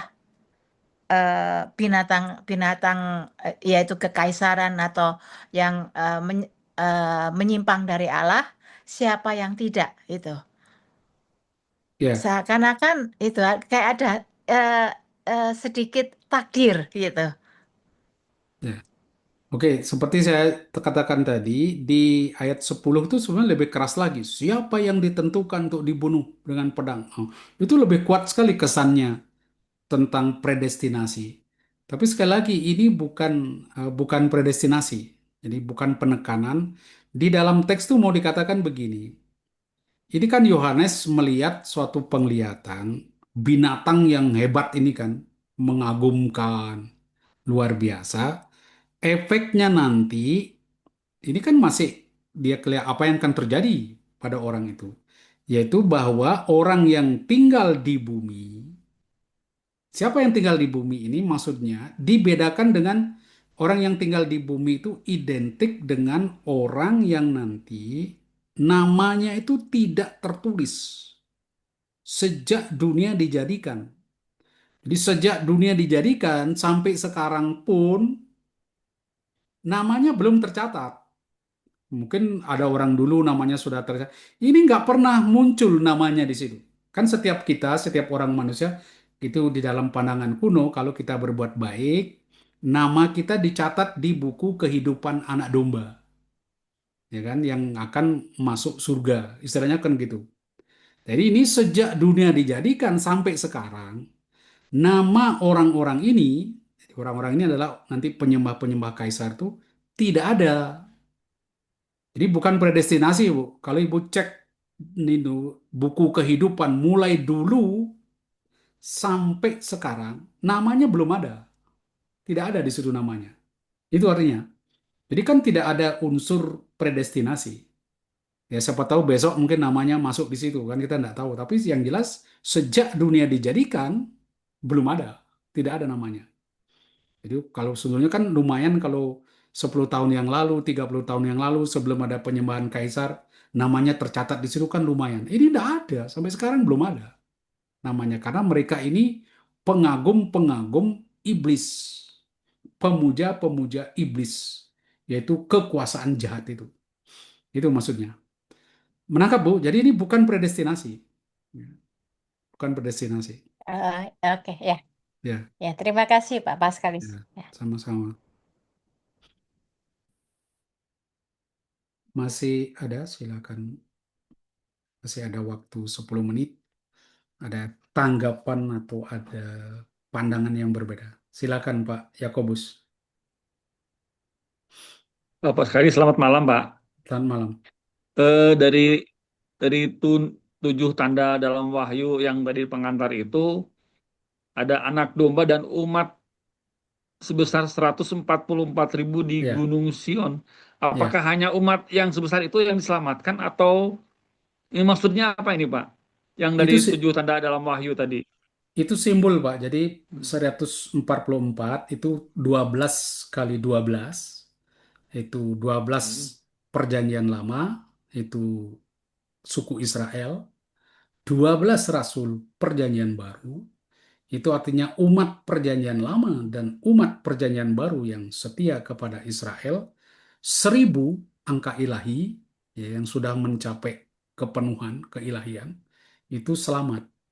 Jadi maksudnya Hmm. semua orang yang setia kepada Tuhan, baik orang perjanjian lama dan perjanjian baru, yang jubahnya sudah dicuci dengan darah anak domba, artinya mereka sudah dikuduskan, sudah melampaui, melewati kemartiran, itu akan selamat. Sudah di atas itu. Sehingga orang-orang di bawah, kita yang di bawah ini, semangat menghadapi penderitaan. Itu loh, udah ada itu yang selamat tuh di atas, sudah menang. Nah itu, ngiming-ngimingi. Makanya dia ada di bukit. Itu sebenarnya satu teknik di situ, bahwa kemenangan tuh sudah pasti. Sudah ada di atas. Gitu. Itu maksudnya. Bukan jumlahnya segitu aja, itu simbolis. Ya, jumlah simbolis. Ya. Bisa Jadi artinya yang dipahami. artinya yang umat artinya umat yang di perjanjian lama pun yang sebelum mengenal Kristus pun bisa diselamatkan itu Pak Iya, maksudnya ya. Iya, jadi semua, jadi umat perjanjian lama dan umat perjanjian baru, jangan lupa mereka kan juga beriman di situ ya. Hmm. Beriman maupun umat perjanjian baru, nanti ada catatan di situ yang sudah mencuci jubahnya dengan darah anak domba.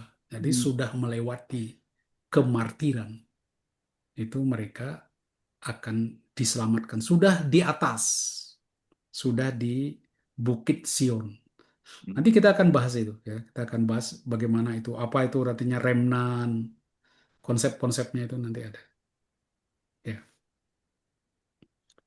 Jadi bukan Oke. hanya seratus empat Terima puluh kasih empat Bapak ribu ya. Galis. Jadi banyak itu, bukannya 144. Seperti angka itu. Karena tadi ada 7 tanda. Ya, Nanti yang lain kemana ya, gitu maksudnya ya, gitu. ya. Simbolis ya. Jangan Makasih lupa Pak Galis. di dalam kitab Wahyu ini Iya. simbol-simbol hampir semua tidak ada yang harfiah mereka. Ya. Semua punya makna-makna simbolis ya. Hmm.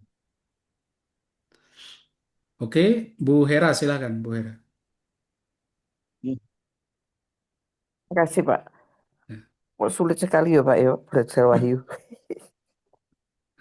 Yang saya tanyakan itu tadi, Pak, mengenai predeterminasi itu loh, Pak. Saya Ya. itu kadang-kadang berdebat sama teman-teman itu ngomongkan, kita ini benar-benar dikasih pilihan atau sudah ditentukan untuk jadi anak Tuhan misalnya gitu. Nah, saya seringkali mikir itu saya itu punya hak untuk milih gitu. Tapi kok di di kitab suci kan dikatakan kamu yang kita yang dipilih gitu. Jadi kadang-kadang saya mikir kan banyak teman saya itu kan Muslim nggak kenal Tuhan. Itu kan dulu itu saya sempat risau banget itu. Sekarang sudah nggak begitu risau. Itu sebenarnya gimana tuh Pak? Harus dibedakan. Jadi di dalam predestinasi kita ditentukan untuk hal yang umum misalnya semua orang ditentukan untuk selamat. Semua orang ditentukan untuk diselamatkan. Semua orang dipanggil kepada kebenaran, kepada keselamatan. Tapi, nah ini selalu itu kan selalu berupa undangan. Pilihan itu, penentuan itu selalu diundangkan kepada manusia. Nah, sekarang harus ada jawaban dari pihak manusia. Tetap ada pilihan, ada jawaban bebas dari pihak manusia. Jadi tergantung kita juga, kita punya kehendak bebas. Kita mau atau tidak. Misalnya saya dipilih ya menjadi katakanlah pemimpin di suatu tempat. Sekarang saya dipilih, oke, ditentapkan, ditentukan, oke. Nah, saya mau nggak? Ya kalau saya nggak mau ya nggak jadi. Jadi tetap ada pilihan kita. Kalau tidak ada pilihan kita, jawaban kita tidak bertanggung jawab. Manusia punya kehendak bebas dan dia mempertanggungjawabkan apa yang dia buat berdasarkan pilihannya. Kalau itu bukan pilihannya, dia tidak bisa dituntut mempertanggungjawabkan apa yang dia tidak pilih, apa yang tidak buat. Itu jadi jangan kita katakan, oh ini saya sudah ditentukan selamat, oh saya sudah nggak ada lah. Ya, jangan, oh dia ditentukan untuk masuk neraka, apalagi begitu, ya tambah parah lagi, ya tambah parah lagi. Kita dipanggil untuk ke sini, kita dipanggil untuk ini. Nah, tergantung kita jawaban kita apa, loh jawaban kita apa. Itu jadi Iya, Pak, jangan, tapi di dalam kenyataannya kan biasanya orang itu beragama ya, ya, menurut apa yang dia dianukan, diwariskan, diwasiatkan orang tuanya. iya, Sehingga yang dari keluarga ini tetap ini, yang keluarga itu gitu. ya, Tapi kita kan diperintahkan untuk membawa kabar gembira ini ke seluruh dunia gitu. ya, Artinya ya tetap itu jadi tugas kita untuk juga menyebarluaskan Kristus itu iya. Kan kita memberi kepada kesaksian orang-orang kepada yang mereka. nggak belum kenal itu. Ya, nah itu kewajiban kita. Kenapa Pak? Bahkan harus ya Harus kita bersaksi. punya perutusan untuk memberi kesaksian tuh. Nah, ya silakan kita beri kesaksian, berjuang memberi kesaksian. Nanti tergantung orang itu menerima atau tidak. Lalu juga bagaimana mereka menerima. Apakah penerimaan mereka dalam bentuk menjadi Katolik atau tetap di dalam agama mereka, tapi sudah punya pemahaman tentang Kristus dan hukum-hukumnya, kan oke-oke aja. Kan tidak harus orang menjadi Katolik, ya kan? Kan Kristus tidak katakan, Iya, pergilah ajari semua bangsa dan masukkan mereka ke gereja Katolik. Kan tidak ada. Masukkan jadikan mereka orang Kristen. Kan tidak ada. enggak. Nggak ada di dalam Enggak, tapi perintah itu. Pokoknya jadikan mereka jadikan semua mereka muridku. muridku. Jadikan Jadikan mereka mereka semua muridku. dan Muridku kan tidak sama dengan menjadi suruh baptis anggota kan. gereja Katolik. Iya. Nah, disuruh baptis. Baptis itu kan dimasuk di dalam komunitas. Nah, Iya, itu yang sering kali menjadi apa itu pandangan-pandangan kita bahwa akhirnya orang harus membaptis orang menjadikan orang Kristen. Nah, bentuk-bentuk pembaptisan kan banyak. oh, Di jadi dalam dulu tidak diartikan masuk seperti di itu. dalam masuk komunitas tertentu. Nah, di dalam kekristenan kalau menurut iman kita ya masuk menjadi Katolik, menjadi Kristen. Nah, itu di dalam konsep itu kan baptis itu kan ini Iya. dimasukkan di dalam komunitas tertentu gitu. Ya kalau kita ya masukkan dia Oh, menjadi gitu ya Pak. Kristen. Jadi itu yang Jadi ya. tidak usah khawatir Bu, tidak usah Ya, khawatir. terima Jadi kasih Pak. jangan khawatir. Yang penting kita memberi Oh, enggak, saya enggak kesaksian di khawatir. sini. Dulu itu saya enggak, saya bukan khawatir. Dulu itu saya gitu loh. Apa ya namanya ya? Nelongso gitu. Hmm. Kok kan semua. Sekarang tuh satu departemen tuh saya sendirian. Nanti kalau 3 bulan lagi saya puasa. Saya pensiun ya berarti sudah nggak ada gitu.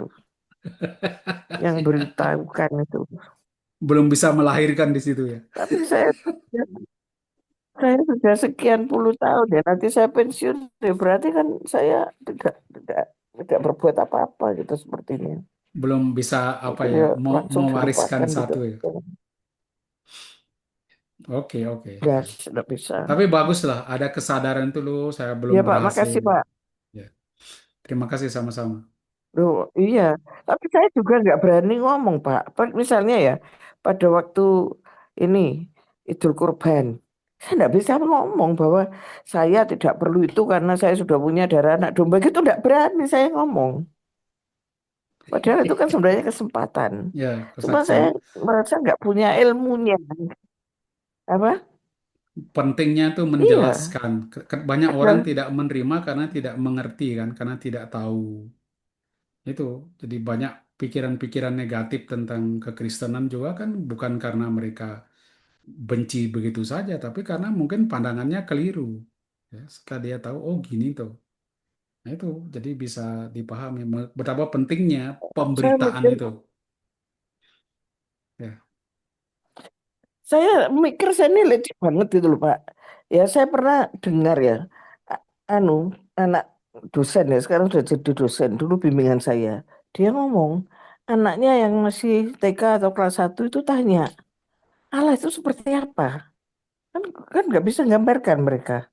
Dan Hmm. saya juga nggak ngomong, wah kalau gitu di agamamu itu sulit ya untuk mengenalkan Allah itu. Kalau di agama saya sebenarnya kan ada gambaran ini, ada Tuhan Yesus gitu. Tapi saya nggak Hmm. berani nunjukkan ini lo gambarnya Tuhan Yesus itu nggak berani. Ya itu yang eman itu. Padahal Ya, kesempatan kan ya, itu. ya. Eman Eman, itu, Sun. Ya, eman. itu Tapi nggak kesempatan berani itu. juga saya. Nanti diarani apa? Licik banget saya ini. Hmm. Eman Ya itu gitu sebenarnya. Pak, Hmm. saya itu Ya, tadi. Artinya saya tetap perlu ya nunjukkan kayak gitu, ya mengenalkan perlu, gitu. ya perlu memperkenalkan ini dan Mestinya. tanpa ada pikiran memaksa orang ikut kita kan enggak, tapi membuat orang mengerti, mengenal. Itu kan penting sekali, perlu sekali. Oh gitu ya. Ya, Iya. Iya Pak, ya, terima Pak. kasih Pak. Saya Ya. masih ada 3 bulan di sana Hmm. sebelum Mudah-mudahan nanti, pensiun. siapa tahu dalam 3 bulan bisa bertelur di sana. Bisa ada telurnya di sana nanti. Oke, masih Ya, ada moga-moga. pertanyaan atau Terima kasih. apa? Terima kasih Bapak. Ya, terima kasih, Bu. Bapak sekali, Ya, silakan, saya Pak. nyambung yang tadi Pak dari Bapak Ya, tadi yang ke Ibu itu. Kalau kita lihat dari Amanat Agung Matius 28 ayat 18 sampai 20 itu kan, pergilah hmm. dan jadikanlah semua bangsa muridku gitu Pak. Baptislah Ya, ya, dalam nama Putra dan Roh Kudus dan ketahuilah dan ajarilah mereka apa yang saya katakan kepada Ibu dan ketahuilah aku akan senantiasa menyertaimu sampai Menyertai akhir kamu. zaman. Itu Ya, kan bukan kebebasan, Pak. Jadi kita ada sebuah keharusan di situ kan, Pak. ya. Tapi dia Kalau ngomong ke, jadikanlah semua bangsa murid itu kan berarti kan, ya dia ngomong kepada siapa itu?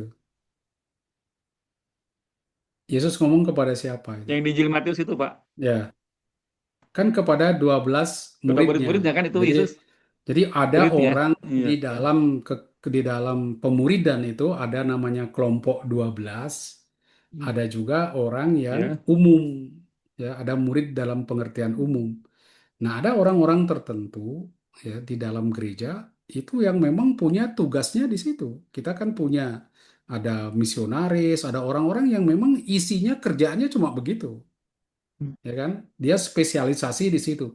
Sedangkan kita di Oh. dalam pengertian umum, ya jangan kita semua nanti semua perintah Kristus itu kita lakukan semua sepenuhnya, ya, stres kita, ya. Jadi masing-masing orang punya ada bagian ini, ada bagian itu. Jadi secara umum Hmm. kita berjuang, ya. Hmm. Secara umum kita berjuang, tapi bukan dalam pengertian semua ini, wah ini Paulus ngomong gini, saya juga harus buat. Dia ngomong gini, saya juga harus buat, ya. Kita harus juga bisa memilah-milah, ya, tanpa harus mengabaikannya. Itu memang panggil itu Iya, iya. dibilang amanat agung. Ya, dibilang amanat agung, kita Iya. berusaha beri kesaksian, mengajar Iya. pada orang. Tetap itu ada kewajiban di kita, ya. Dan mudah-mudahan kita bisa berhasil di situ. Jadi sekali lagi amanat agung itu tetap harus menjadi semangat kita, ya. Tapi jangan menjadi stres gara-gara kok saya belum bisa membuat orang jadi Kristen, ya. Bukan bukan itu. Lihat dulu Terus sih. konteksnya. Konteksnya awal tuh kan memang kekristenan masih kecil. Hmm. Jadi Hmm. konsep misi itu sudah berkembang, ya, sudah berkembang. Ya. Oke, begitu Pak Yakobus. Baik, Pak. Terima kasih. Terima kasih. Saya akan tutup dengan doa kalau Hmm. tidak ada pertanyaan lagi. Iya.